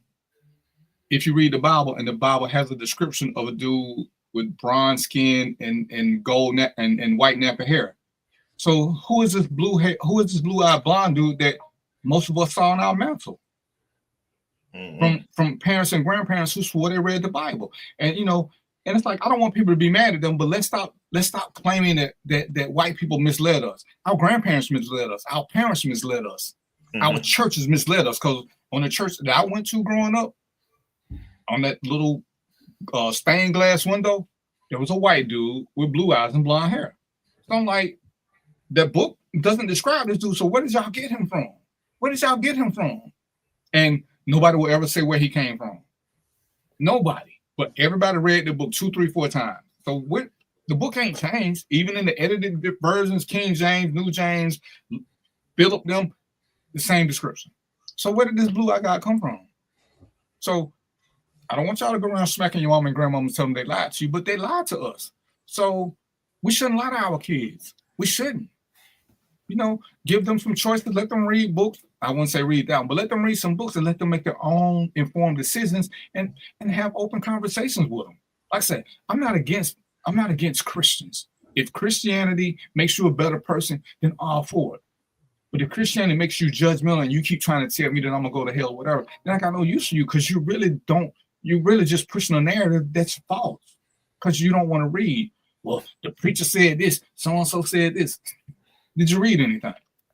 And like I say, see, now when somebody try to walk up to Marq and start talking about Kwanzaa, Marq can speak from a point of intelligence. He don't have to sit there and guess or hear BS and go from this. Well, Kwanzaa this. Marq can say, no, I read him. This ain't what Kwanzaa say. Kwanzaa says this, this, and this. And then he gonna find out who is open to listening. Because the ones who ain't trying to hear it, they just go by what they said, they don't want to talk. It's kind of like when you talk to black people and they keep talking about Uncle Tom. And I ask them, did you read the book? Uncle Tom was the good guy. I hate when y'all keep saying stop being Uncle Tom. We want Uncle Tom. You don't want Sambos. I hate that, but we keep saying Uncle Tom because we've heard other people say it. Read the book. Read the book. And then quit saying Uncle Tom like it's a bad thing. Because when you call me Uncle Tom, I know what it means. So I'm taking it as a pat on the back. Oh, but you're trying to insult me by telling me something good. That makes no sense. Oh, you don't even realize when you're being insulted. No, you don't realize when you're being stupid. I read the book, so I know. So, and like I said, go ahead. I'm sorry. No, I just want to add to what you were just saying about the Uncle Tom, because I think a lot of people get it twisted also. I just want to add this as a quick comment, and that is that a lot of people think, I'm not saying they're wrong, but this is what they think. They think Malcolm X was a gangster, Martin Luther King was a sucker. Look at your history, folks. Martin Luther King was not a sucker, man. That dude stood 10 toes down in spaces where most of us would be scared to stand 10 toes down. And y'all see how he left this earth. He wasn't being no sucker when he left this earth, was he? So get that straight, y'all. Get that straight. And again, if you do your history, do it. You'll find out that, how they started is not how they ended, because somewhere in the middle, they flipped. Malcolm became a whole lot more peaceful, and Martin became a whole lot more aggressive.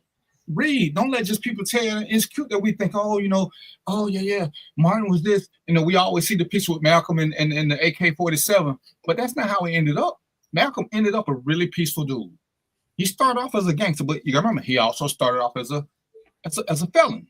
He was a pimp. He was this. Know your history. When you know it, you can speak better about it. And it's funny because if you ask people, who does anybody remember who Malcolm ever slapped or hit? So why y'all keep acting like Malcolm was going around just thugging? He wasn't. He can't. In today's society, Malcolm would be a punk because he traveled with a shitload of people. He ain't never sure about himself. Never. And if y'all was smart about it, y'all would never show it by yourself. You get more respect when you come in masses. Malcolm scared people because he could unite us. He could get us to dress up nice and come and stand there and not be aggressive. Just seeing all these people got him a lot of what he wanted. But there was no fighting. But he showed up 100 strong. So anyway, that's that. So, but the thing is, do your research. Quit letting people tell you stuff. Read and check it for yourself. Now, as we talked about the principles. Damn, it's 7:15. Mark, you was bomb. I'm gonna have to send you a gift card. As we talk about the 7 principles of Kwanzaa, and we drift over to where I'm gonna let Mo have the show now. If we get the 7 principles of Kwanzaa down and we make them part of our life, why can't we recreate Tulsa or Black Wall Street? Why can't we? There's a blueprint. Mo, do your thing. Yeah, so to that question, why can't we recreate it? Well, I think we know. I think most of us probably know why, because once you get in the ivory tower, that's not your goal anymore. And when you're in the ivory tower, your goal is to flex. So all the black folks with the money in the ivory tower, that's all they're doing. They're flexing and living their lives. They're not really, their main interest is not really coming down to the poor and middle class level to help people out. That's not their primary goal. All right. So to recreate a Black Wall Street, which really, if you do your research, which really was funded by white constituency, but to really recreate Black Wall Street would take people with means, people with huge means in order to do that. So and also purpose. We need means and purpose. And right now, as we sit, I can't really think of anybody who would stand up to do that now. So outside of that, the people will have to do it themselves. So maybe we can't go right to Black Wall Street, but what we do is start little small grassroots campaigns and start building up towards that. Those are the only ways that I know. If y'all know other ways, I'd like to hear about them, because being in this, trying to figure this economics out, how the economics in America works out, it's complex deliberately. So that's what I say about it. That's how I'll leave it, DVP. What you got, Mark? I do agree. And I think the people that have the means wouldn't want to do it because they could. Right. It's one of them things that some of the more influential and black people with the financial backing that can do it will run their money to another country versus helping the ones that's right here. And it's the thing also, if we were to try to get that, it'll be our own people coming to make sure that they can find something bad about what we're doing. Oh yeah. So it won't, it'll truly be Black Wall Street, and I don't deal, this is why I don't deal with black businesses. In fact, I got to mention this, DVP. That's I agree with that 100%, Mark. But I got to mention this, DVP. In fact, Killer Mike, I'll be remiss if I don't mention this. Killer Mike came on. He advertised that we should work with Greenwood Bank, right? Put your money in Greenwood Bank. I looked up. Yeah, he laughed because he already know. I know too. I was excited as hell. I was like, oh my God, it's a black bank, man. I can put my money in there. I can help my people and get interest and just I'll be part of the movement, right? Man, I went and did some research. First of all, I ain't gonna make this long. First of all, it's not even a bank. Tech company. Second of all, it's backed by a bunch of white folks, right? And so I don't know what Killer Mike was doing, but whatever he was doing, it was 100% wrong. 100% wrong. Okay, and that's a subject I swore to stay away from because when I went in the first time, because we have mutual friends, and it's like you can't argue facts. You can't argue facts. I don't care how much you like somebody. Facts are facts. Because I did do the search, I did do the research on, because I was gonna open up an account, and then I start reading the reviews. Then I start going to the fine print. Oh, so one, it's not our bank. It's not our bank. It's actually backed by some white banks. It's actually backed by white people. Mm-hmm. You guys was just paid. Killer Mike, Andrew Young, I forgot who else. Y'all are paid to be figureheads to pull us over. So yeah, in my word, y'all are phonies. Y'all are phonies. Y'all are doing this for financial compensation. There's nothing. When you ask, what did they do for the black community? How many scholarships have they done? How many book bag drives have they done? What black communities are they helping? Everybody get ghost and quiet, because there are quite a few people who signed up for this.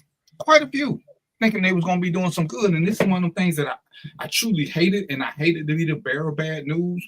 Like I said, because I was ready to go over. But I read it and I was like, this is all BS. All BS. And it's like, well, Killer Mike this, Killer Mike that. And I ain't gonna make this no Killer Mike, right?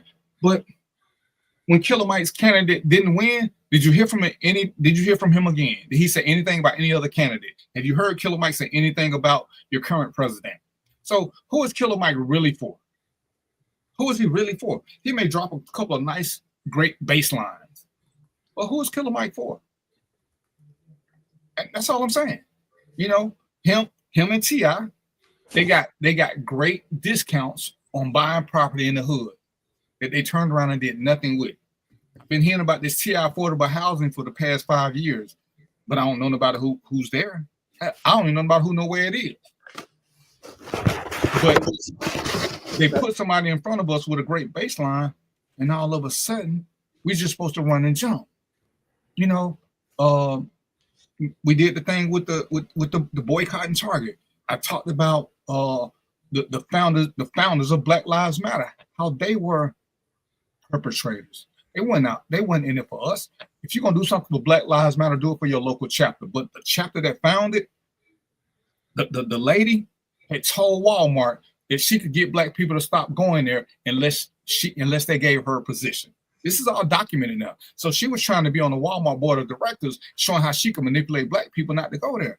And listen, do what you want to do, but I'm gonna stand by what I said. 9 times out of 10, when you go to Walmart, you don't see nothing but black people working there. So why are we boycotting these places that we know hurt black people? They hurt black people. But they ain't doing this. I don't give a shit what they ain't doing. Walmart, all 3 of us can have a business. All 3 of us can have a successful business. I guarantee you, we cannot hire as many black people as Walmart is hiring. We can't give the benefits that Walmart is giving. So who's doing more damage to black people? I got 4 people at my company. 3 of mine are relatives. Mo got people work for his company, mostly relatives. Mark got people working for his company, mostly relatives and friends, and they don't even live in a community. So why are we boycotting places that help us? Because we talked about, I think, Mark, you said you knew of one, but how many truly black stores do we have in the hood? First thing, And out of the black stores that are in the hood, if we're being honest, how many of them are affordable? Yeah. Because you go to these little corner stores, these little Arizona that cost $1 or 99 cents. In these little corner stores, they got the new cans now where they can charge you $2. But go to a white store, they still gonna say 99 cents.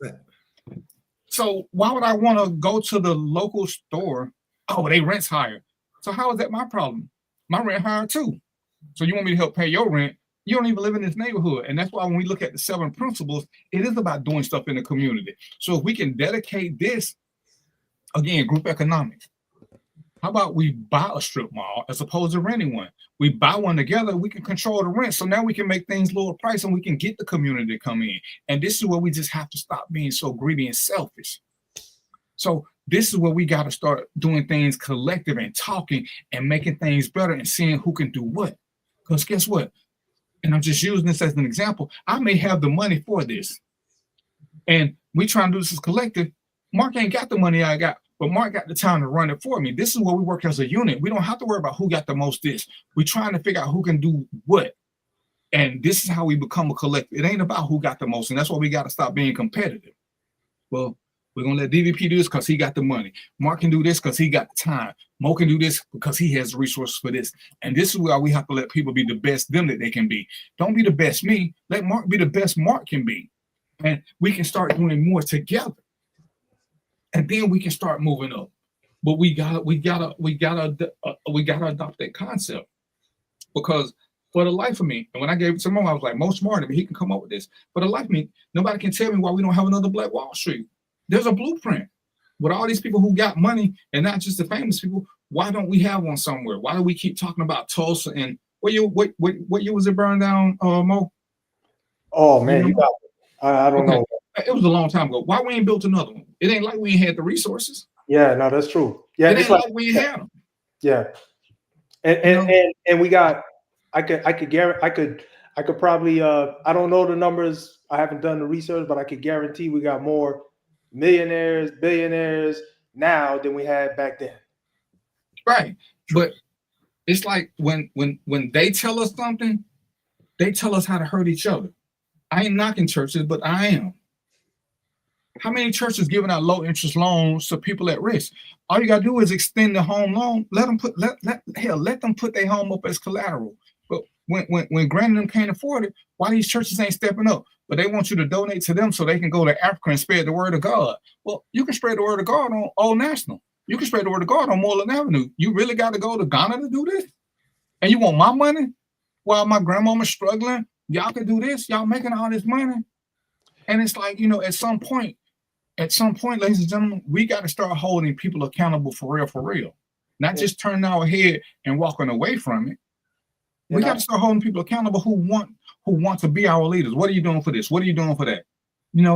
Before I'm going to tell you to say, hey, let's boycott Walmart. No, let's go to Walmart and tell them they need to hire more Black people. Let's tell them that I don't give a damn about what's on their board of directors. I really don't, because we talking about, if they're on the board of directors, we talking about somebody who makes 6 figures.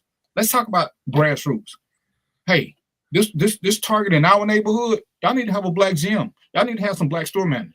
Let's push for those things. Why do I care what the district manager? The district manager making $300,000. He not in our league. He not.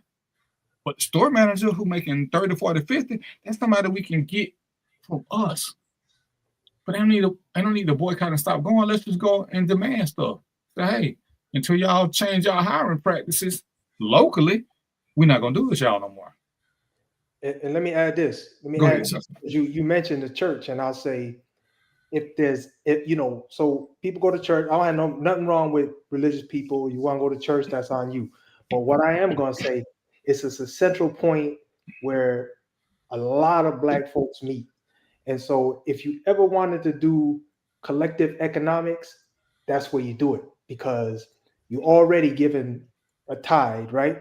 So what can you imagine if the preacher said, hey, listen, we want all of us to invest into this, into a pool of money. We invest that money, and we all, it's a collective investing process here, and we all benefit from that, and we grow from here. Instead of give me the money, get a church your money, and then the church will do what it will with it. That I would respect the church more if they did, collective economics. That's my opinion. What you got, Mark? That's a good thought. I was gonna say, just like Robert said, their affordable housing is what a Kmart used to be on Bankhead, where they open all these units at. But the key thing is, what is affordable housing? Because that varies from household to household. Man, Mark, I'm sorry to interrupt you, man, but I gotta jump in here because every time I hear that term, think about the point of saying affordable housing. Just think about that. Just stop no sense. Right? Yeah, it don't make no sense. Why you gotta have what does that mean? Affordable housing. So does that mean what that really means is that the system in the world is corrupt and is trying to price people out. That's when I hear that, that's what I hear. I don't know about y'all, but that term gets on my nerves, affordable housing. Listen, say what it is. Say what it is and stop using that term, or just be fair about it, economically across the board. Affordable housing makes no sense. Well, it means we know we getting over on y'all, so we're gonna give y'all some cheap shit. That's what it means. No. That's what it means. But it still ain't quote unquote. It depends on who's it's affordable for. Exactly. Right. Yeah. And it's crazy. I was talking to somebody, and they was talking about the prices of rent. And I said, what's really crazy about this rent thing is, if I've been owning the property for 5, 6, 7 years, ain't none of this affecting me and my mortgage. So why is my mortgage going up? Why am I raising the rents on people? Why? Now, April is introducing me to another. April trying to find me a quad because I want a quad. So if I buy a quad today, the rent's going to be a little bit higher because I just bought it. But had I bought the quad 5, 6, 7 years ago, there wouldn't have been no need for me to raise people rent because my mortgage didn't go up. If anything, my property value went up, and it actually could go down. So it's like, I truly do understand business.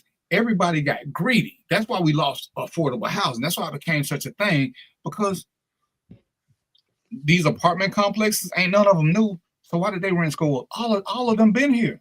Now, if you move into one of these new places here, you might have to pay a little bit more because, hey, they under a different financing system. But damn. But these are the things that when we got these leaders, let's call these people out. Let's call out T.I. Let's call out Killer Mike. If y'all gonna do this, then because when the Greenwood Bank started, you know how long ago that was. So they truly should have some housing that reflects prices of 7 years ago. Because they did this when Killer Mike started, when Hillary was running. So that was what, 12 years ago? Yeah. 16? So they should have some 2-3 bedrooms that you could get for under $1,200. But they don't. They're capitalists. They got a nice baseline, so we put up with them. And that's part of the black mindset that we gotta stop. And I'm saying, I ain't here to jump on them, but even when it comes to business and doing work with each other, every time I see, and again, I ain't picking on nobody, but everybody run out and buying a Shador Sanders jersey. Shador's a millionaire. But y'all won't support your local school district. We got a thing about making millionaires more millions, but when it comes to supporting our neighborhood, our friends, we want to keep them at 100 airs. Because what are you going to do with a $200 football jersey for a millionaire? But I'm showing my support. You don't need your fucking support. Who needs your support is Marq. Is Marq when he's coaching their dog. They need more equipment for public schools. Who needs more support is the lunch lady at Doug, because they got students who still can't afford to pay for their reduced meals. But you'd rather support a millionaire. That to me is insanity amongst us. We want to buy Yeezy shoes. You gotta be shitting me. But you won't support something local because again, we look for popularity. If we start incorporating the 7 principles of Kwanzaa, and everything we do is to make our community better, this shit is a no-brainer. What's up, Ron? My apologies. But this shit is a no-brainer when we start trying to build our own communities. Because even if all of us bought a house and we don't live in the community no more, we wouldn't mind going back and shopping and going back because we still got friends there. but we don't want to shop there because the prices are crazy. True. The prices are crazy. So no, I'm still gonna go to Walmart because I can get more for my dollar because it's still about being financially sound. Well, you got to help the small business. No, I don't got to help shit. I still got my family to feed. I still got me to feed. So while I'm helping Mark and getting him with his overpriced shit, oh, I'm getting hungry. I'm starving. Mark going back to his neighborhood. He ain't gonna feed me. And it's like we don't get that, and we try to shame each other for that. When we start doing the black business thing, yeah, let's hold each other to a higher standard. Stop trying to come in and sell bullshit stuff and tell me why I should pay more for it. Stop comparing the shoes that you're making to Jordans. They're not Jordan. So you coming in, Mark got a nice brand. He trying to get started. Well, most of us hurt each other. Mark creating these shoes. Before Mark get a following, Mark always wanted to try to shame me about buying Jordans, which are worth something. Well, you'll pay $250 for Jordans. Yeah, they're Jordans. I'm not going to pay $250 for some Marks. They ain't worth it. They're not. Mark, you got to start off at $50, $60 and build a brand. It's like we don't understand business, and we keep trying to compare ourselves to big business. We're not a big business. We don't carry what they carry. We don't. Hell, as much as we like this show, we don't have the following. I don't have the following of a Stephen A. Smith. I don't have the following of this, so we can't do the same thing. And we have some great topics sometimes.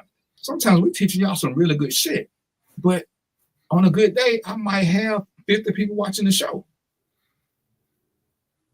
Whereas Stephen Smith got 1 million. Shannon Sharp got 1 million. I ain't knocking you for the entertainment value, but what is Shannon Sharp teaching y'all? How is Shannon Sharp improving your life? How is Shannon Sharp making the community better? I ain't knocking him. I'm just using him as an example.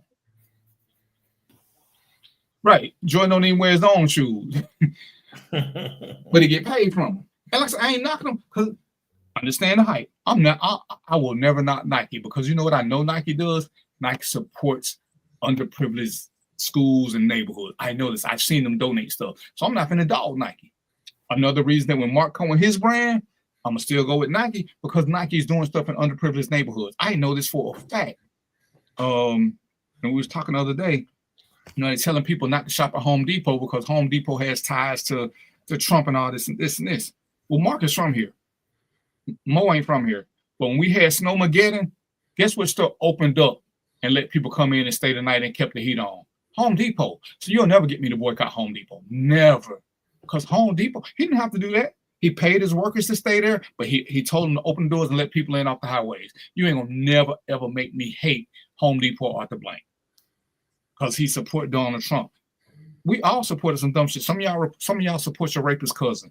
What are you doing for the community? When he did that, because he didn't have to, he won me over. For a whole week, I didn't say nothing bad about the pigeons. Nothing. Because I had to respect what he did. So, we had a whole nother topic. We'll wait to catch that one. We'll wait to catch that one next week. So we doing good with this one. Like I said, and I actually didn't think that the Kwanzaa thing was going to take so long, but as y'all start commenting, y'all understand them. Ladies and gentlemen, I'm gonna just tell you this: whether you celebrate Kwanzaa or not, represent the principles. Have your Christmas. It's one day. Kwanzaa is 7 days. So for them other days, just try to live them for 7 days. It's a week. We're gonna die for a week. We'll stop smoking for a week. For 1 week, just try the principles of Kwanzaa. Again, I'm gonna post them. I'm gonna post them on my personal page. I'm gonna post them on Random Thought page, on my IG, everywhere, because I do post them. And it's like just get that awareness, and just practice one of them. During that week, yeah, I have intentionally shopped at Black places. They got a whole bunch of Kwanzaa celebration places, and I can honestly say that most of them that I've been to, the prices are affordable. There ain't nobody coming up with no crazy shit trying to charge you $7,000 for a hat. They got really competitive prices. Even if you just buy something from your community, because some of us don't stay in all Black communities, but I still need you to start supporting your community. Your community is where you live. Let's get into that. The more you support your neighborhood, one of my friends, he go out twice a week picking up trash around his neighborhood. How many of us see our neighbors just leaving trash on the thing? It's like, damn, at some point you get tired of it. Every now and then you guys say, hey man, when y'all gonna get that trash up? when y'all get that trash up player, you know, you got to say it in a joking manner, but you got to let them know, hey, I see you ain't holding up your own. Don't fuck up the neighborhood. Just because you black don't mean you got to be hood. Just because you hood don't mean you got to be nasty or messy. I guarantee the three of us are hood. We're hood. We talk shit. We don't speak the Queen's English all the time, but the hood does not define us. But we all got more than just a little bit of hood in us. More than just a little bit. But we ain't trying to let everybody know about how we act that we hood unless it's that time. Don't let your neighbors do that shit to you. Hey man, yo, what's up, man? This is our community. What you doing? Yeah. We got to make our own community better. One house at a time, one block at a time. This is what we got to do. And we just got to, you know, hell, I think, how many more weeks we got left? Oh shit, we ain't got but 4. 4. I should have started this long time ago so we could have talked about a principle every week. But we're gonna talk about these. We're gonna talk about these principles until the end of the year. We're gonna talk about them. We're gonna talk about what we did to promote one of them. That's what we're gonna do. I'm with that. So say, come next week, so we'll talk about what we did for each one up until the show after Christmas. Well, hey, until the New Year, because that's when it lasts. Yeah, so, to the New Year. Well, to the show after the New Year. Gentlemen, you violating your own principles. We just said we're gonna live by these. We don't have to stop at the beginning of the year. We keep it going, right? No, we're gonna talk about it on the show. We're gonna talk about it. I know, but we keep it going, right? You said to the end of the to the beginning of the year or end of the year. We keep it going, right? Y'all saw that. Y'all saw that, right? Didn't I tell y'all Mo was the conscious and he be trying to act like he ain't? Mo was the conscious. Mo the one who's supposed to keep us focused. We're gonna live this. We're gonna every now and then somebody gonna throw something out there and we're gonna talk about it. That's what we're gonna do. Okay, so it makes sense to me. Yeah, because you know we can't talk. If we ain't gonna be about it, we can't tell you about it. But like I said, these are things that I've always done, you know, in little increments, and you know. I don't always call them what they are, but like I said, I'm always trying to promote us if I see us doing stuff. You know, I'm always on here telling y'all about, you know, more books. You know, I harass Marq about, you know, stealing cars and shit. But hey, Mo is here to tell y'all stuff. You know, he got books. Read them, get educated. You know, when Mo gave me the book, you know, The Good, the Bad, and the Blue, that wasn't signed, but that's a whole nother show. It wasn't signed. I've been running my mailbox every day looking for my book. You ain't sent me your address, man. You just make up excuses. You gonna get it by the morning. Like, hey, DVP, don't it sound like JoMo? And I want my book signed. Hey, if his book is signed, if his book is signed, it's gonna be held up in Harlem. It's gonna be held up in Harlem if you get a signed book, Mo. That's all I'm saying. It's gonna be held up in Harlem. One of the smartest guys I know. Mo just can't win right now. Love Mo. So he can't win. But you know, but when Mo sent me the book, we didn't really know each other. But he asked me for feedback, and when I started critiquing his book, he didn't take it as criticizing. He looked at some of them. He's like, "Damn, I ain't think about this." And this is how we make each other better, because he did the best he could. I gave him some insight. It wasn't. I didn't tell him nothing was wrong. I just told him to look at some other things, because he only sees from what he knows. I've been a cop, so there's a little bit I know about being a cop and some of the things they do where I can provide insight. As a matter of fact, what is it? 7:42. So I can give y'all my last portion. I can do that in 5-10 minutes. You know, when we want to talk about certain things, and this is why I love having Marq on the show. Marq does some things that he can give us an insight. Marq coach. Marq he got a unique insight from the younger generation. You know, I do a mentoring thing, but I'm only there with them for maybe 2 hours a week. When he's coaching, he was with them quite a bit. So he gets to see something. He gets to work with a different group of people. And sometimes this is where we got to take our talents and do something different to get something different. Sometimes we have to reach out and make ourselves available. You know, I don't know. One of the greatest things that ever happened to me as a black man, one of the greatest, is when I'm dealing with my sons and then when they were younger. and their friends would come up to me and be like, "Hey, Mr. Bill, can you be my daddy too? Because I don't have a father figure." Life don't get no better than that to me. And did I just disappear? Can y'all hear me still? We can hear you. Okay, I just disappeared, huh? Fire and Ice took me over. No, you He's still shaking there, like but he got Tourette. But we frozen, we man. hear you. Yeah, But- you got to. But you know, when a kid comes up to you and says, "Will you be my daddy too?" You know, to me, there's not that. I don't even having kids. My kids tell me they love me. To have little boys and girls say, "Hey, will you be my dad?" That's the greatest honor I've ever gotten. Because these kids, one, as black men, we know most kids don't want a dad. These kids ask me to be their dad, and I'm like, yeah, had a little onion therapy going on. But it touched me. Because they saw something, it's like, yo, we want this too. We want somebody to guide us and tell us things and help teach us. See, sometimes you just got to put yourself in a position where people can come up to you. During the mentorship, little boy whispered in my ear some shit that was going on at his house. This little boy asked me, could I talk to his father? Because his father was abusive. I'm like, damn, so he got a daddy, but he wants me to represent him. These things I take seriously. But again, I'm not with them like Marq is with them. Marq, when he was coaching, I don't know if he's still doing it, but when he's coaching, he at some point he knows them on a personal level because he don't know who when he start, but 2 or 3 of them kids gonna latch on to him and they're gonna start making coaching personal. It ain't just business no more. The rest of them they going through their thing, but I guarantee when you start coaching 2 or 3 of them kids, all of a sudden you become family. You don't even know what happened. Yeah, it's your family. You become their confidant. Because when you start doing that, you do develop personal relationships with the kids. Then once you develop the personal relationships, some of them gonna latch on a little bit tighter, a little bit closer, and it don't end. So when you get closer with them kids, like I still talk to kids I coached when I was at Mays, and I think I left Mays in 17, 18.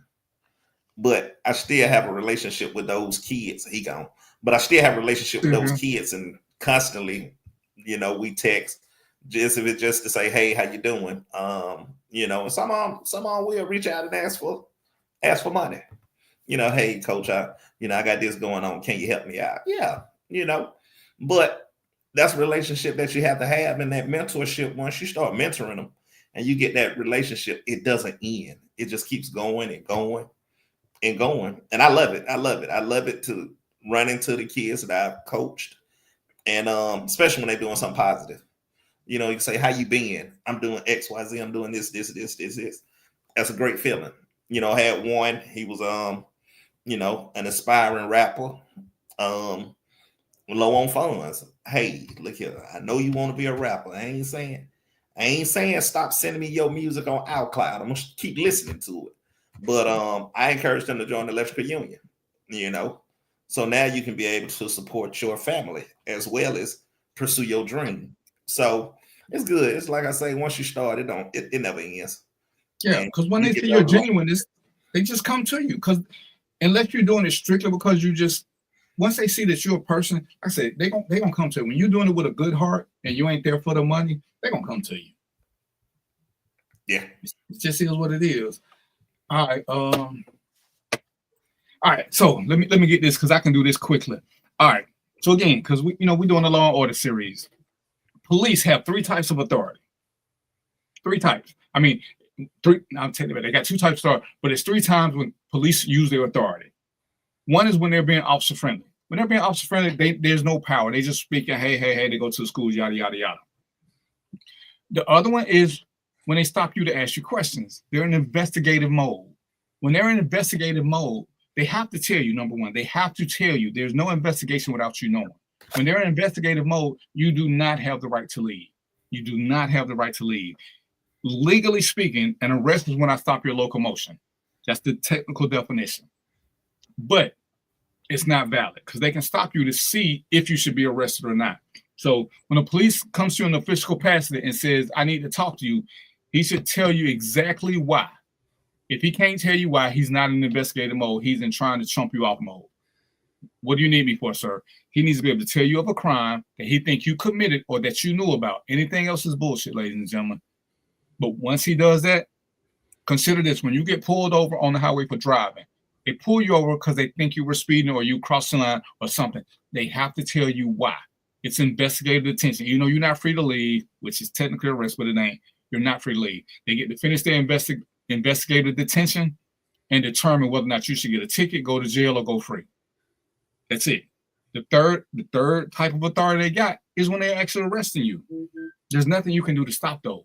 So those are the only 3 times they can do something. You know, if you walk into the store and the cop say, hey, I need to talk to you, well, he kind of need to tell you why he need to talk to you. He can't just talk to you on some bullshit unless you agree to it. Okay? So just because they show up, even with the lights and sirens, they have to give you a legal reason why they're stopping your locomotion. Y'all got any questions, gentlemen? I got a question for you. What's up? With the regular traffic stop, Okay. do you? I guess I say, do they have to read your Miranda rights, or you could just, you know what I mean, before you just start talking freely? No, Miranda's when they go. If they ask you questions, they have to read you Miranda. If they're not asking you questions, there's no need to read it to you. So it's like if I pull you over for speeding and say, sir, the reason I stopped you is for speeding. And this is the trick. When I say I stopped you for speeding, I already know why I stopped you. There's nothing else for us to talk about. When you start talking, there's no need for Miranda because I never asked you a question. So when you say, I'm sorry, I stopped you for doing 75 in a 55. You say, I was only doing 70. Well, see, I didn't ask you a question. Once you said you were doing 70, in theory, you already said you were committing a crime. And that's why a lot of times your attorneys tell you, don't say nothing. Just be quiet, let them talk. Because the minute you say that, you've already confessed to committing a crime. Now, the trick is, if I ask you how you know you were doing 70, I can't ask you no questions without reading Miranda. The minute I ask you a question without Mirandizing you of a crime that I think you committed, I'm already violating the law. Because then I have to read you Miranda to tell you that you don't have to talk to me. Okay, I got a question, and I'm gonna be specific as a situation. I got pulled over in my slingshot for not having the registration sticker on there. Okay. So he pulled me over. You know why I stopped you? No. Well, I stopped you because you don't have the right sticker on your vehicle. But I ran your plates and I showed that it is paid for. I mean, it is, your registration is valid. Okay. So then, next question. Do you know you supposed to be wearing a helmet? Nah, I didn't know that. Were you supposed to be wearing a helmet? Now, this is when I want to ask that question, because the next question was, where are you coming from? Now, should he have read me my rights before he asked me where I'm coming from and where I'm going? No. Or do I have to answer? You don't have to answer, but at that point, he's just asking you questions. Where you come from and where you're going ain't indicative of a crime. So he's trying to see if you're going to exhibit further behavior. Further behavior is where you start acting suspicious. Because at that point, after he asks you questions, is he going to give you a ticket or not? If he's not going to give you a ticket, he's supposed to let you go. If he's going to give you a ticket, he's supposed to tell you, I'm going to give you a citation, yada, yada, yada, which means you still have to stay. But can I add to that? Oh, go ahead, sir. No, what I want to add, Mark, is that a lot of times, and at DVP, I'd like you to confirm or deny what I'm about to say, but a lot of times they already know where you was coming from, Mark, because they've been following you or they've been watching you. So if you tell them something that's untrue, now they have a reason to go further. DVP? And I'm going to say the reason that they don't is because unless you committed a crime where you came from, you don't owe them that. It's kind of like the law. One, I never have to incriminate myself, ever. That's the Constitution. So let's just say for the sake of argument, I'm a known criminal. Everybody know that Jesse James has shot and killed people. When they ask me what my name is, I don't have to say Jesse James. Even though they're going to try to give me a ticket for lying to an officer, the Constitution says I don't have to tell you anything if I know it's going to incriminate me. So therefore, I can lie about my name or I can refuse to give it. So when they ask you certain questions, it's like, okay, your scenario, Mo, I'm watching a drug house. I'm watching a known drug house. So first I need to get a reason to pull you over. And I'm gonna say to you, hey, well, I know you just came from a drug house. What did you get from there?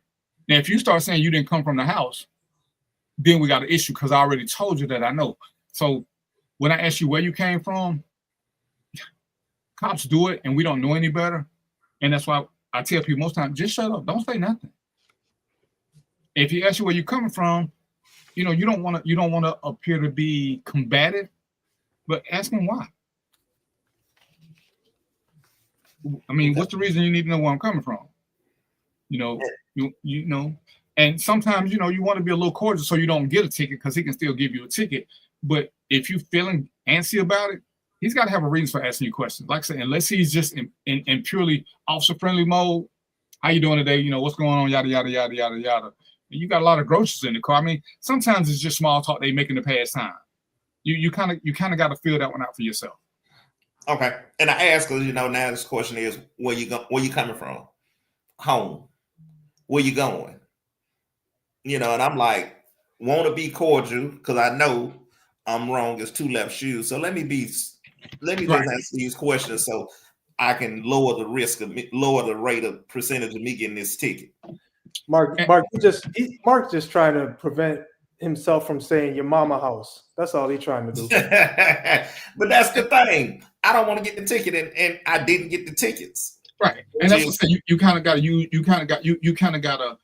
feel the room out. Because a lot of times, like I said, I tell cops all the time, practice your interview skills. Just practice talking to people, getting them to relax and be calm, so that you learn how to talk without making them feel like you're being aggressive. So I told cops to practice this. And sometimes, especially like in your situation where you don't have the registration, I need for you to answer certain questions that came up on the thing. I need, are you headed home? Where do you live? I want to make sure that you tell me what the computer's saying. And this is how I'm verifying that I can trust you. Does that make sense? Mm-hmm. So, because what you're saying don't make sense. Yeah, you ain't got your registration. The thing tells me that this vehicle is registered. Mm-hmm. And depending on whether or not I've already asked you for ID, because I really don't want to ask you for ID, but I want you to tell me who you are. Because it tells me who the vehicle is registered to. So what's your name? Why you need? Because all I need for you to say is what your name is, because I already know what it should say. And if it's not you, then I'm going to push more because I want to know why you're driving somebody else's car. Because it ain't illegal to drive somebody else's car. But if you don't know whose car it is, again, and it's not illegal, but it's making me a little bit more suspicious about who you are and why you're doing this. Does that make sense? Yeah, it makes sense. I mean, for me, because that's how we found a lot of stolen cars. Because somebody stole somebody's car, but they don't know who it's registered to. But what I realized was he just doing further investigation, and just I want to answer these little few questions and go about my day. Yeah, I say, especially if I knew I was in the wrong. So it ain't made no sense to me to be like, why, for what? Now I'm gonna get these tickets that I don't want. Right. You're gonna pick up $300 in tickets because you wanna I got rights. If you wanna do that, hey, pay $300 and stick by your constitutional rights. Is it worth getting this ticket just not to? And I said that's why you gotta read the room. Hush your mouth, Robert. Hush your mouth. Ain't nobody studying. The same thing. He made me laugh when I saw it. Robert said, "Punk police." So like I said, a lot of times, and you'll find, because there's some decent cops out there. They just want to have a conversation, and you find the best information from just talking to people sometimes. And a lot of times, what you want to do, and I tell them this, is especially if you ain't gonna get a person a ticket, lead them feeling good about police. Have some just general basic conversation like you would if they were regular people. You don't have to be an asshole, especially if you're not gonna give them a ticket. Just ask regular questions. Hey man, how's this? What's the you eat around here? I ain't ask you where they sell drugs. I'm just trying to see. It's like I said, it's just you're trying to build a rapport because you don't want everybody to have a bad impression of the police. Let's see. What's wrong with my? I don't know what. Boy, hush your mouth. It's probably because I got these heathens on the show, so. Because it's crazy, the screen is there, but I ain't. And I can tell my camera's on, but hey, I done blended into the background. That's what it is. You just mad because you don't know how to do it. That's all right, hater. All right, it's 7:57. Marq, you got any parting words for us, brother? Yeah, man. Like I say, up until at least for the next 7 weeks, we're gonna somehow try to incorporate the principles of Kwanzaa into our lives, and we'll discuss it on Wednesday. At least take 5-10 minutes and discuss it on Wednesdays. Sound good. Yeah, as a matter of fact, so we don't have to hear from Mo no more. Let's put the shit through Black History Month. Let's educate them during Black History on why they should be doing Kwanzaa. Heavy is the head that wears the crown. We're gonna put the crown on and make it happen. What you got, Mo? Partner shot. So hopefully this sounds smooth. I just wrote it, but I got it from somewhere else, so I ain't gonna claim that I'm the owner. But leave the world, your circle, or your family in a better position than they were in when you came into their lives. When you leave. So if you had a microphone, this is where he would drop it. That's it. And for me, hey, I'm not here to depress y'all, and I'm not gonna always talk about depression, but I am gonna talk about it a little bit more because this is the holiday season. And again, being depressed and suffering from depression are two different things. But even people who don't have clinical depression like I got, the holiday season is sad for a lot of people because they lost a loved one, they lost a family member, they lost a mother or father, and they've been used to celebrating at this time with them. So depression kicks up more during this time here for a lot of people. So be conscious of this. You know, don't be upset if you go around hollering happy holidays to people and they don't return it because they're remembering something totally different. And just don't, you know, just roll with them. If you got a friend, a relative, a loved one, whatever, go ahead and reach out to them. You know, while you riding home, while you riding to work, go on and call somebody who you really care about that you don't talk to on a regular basis. And just, you know, check on them, see how they doing. Come on, we talking about anywhere from 30 to 90 seconds of your life. Every it's the 3rd of December. So let's do a challenge. At least once a week, call somebody you ain't talked to in a minute who actually means something to you or who meant something to you once upon a time. Call them and just let them know you thought about it. So that's gonna be it for this show. We'll be back next week, and we're gonna do a thing. We're gonna talk about some more stuff. Like I said, if y'all got some real questions, if y'all got questions that y'all want answered, inbox one of us. If you got our phone number, text us. You know, we'll talk about it. But we'll be back next Wednesday at 6:00. Until then, y'all know what it is, right? Peace, popcorn, and chicken grease, and we out. Wow.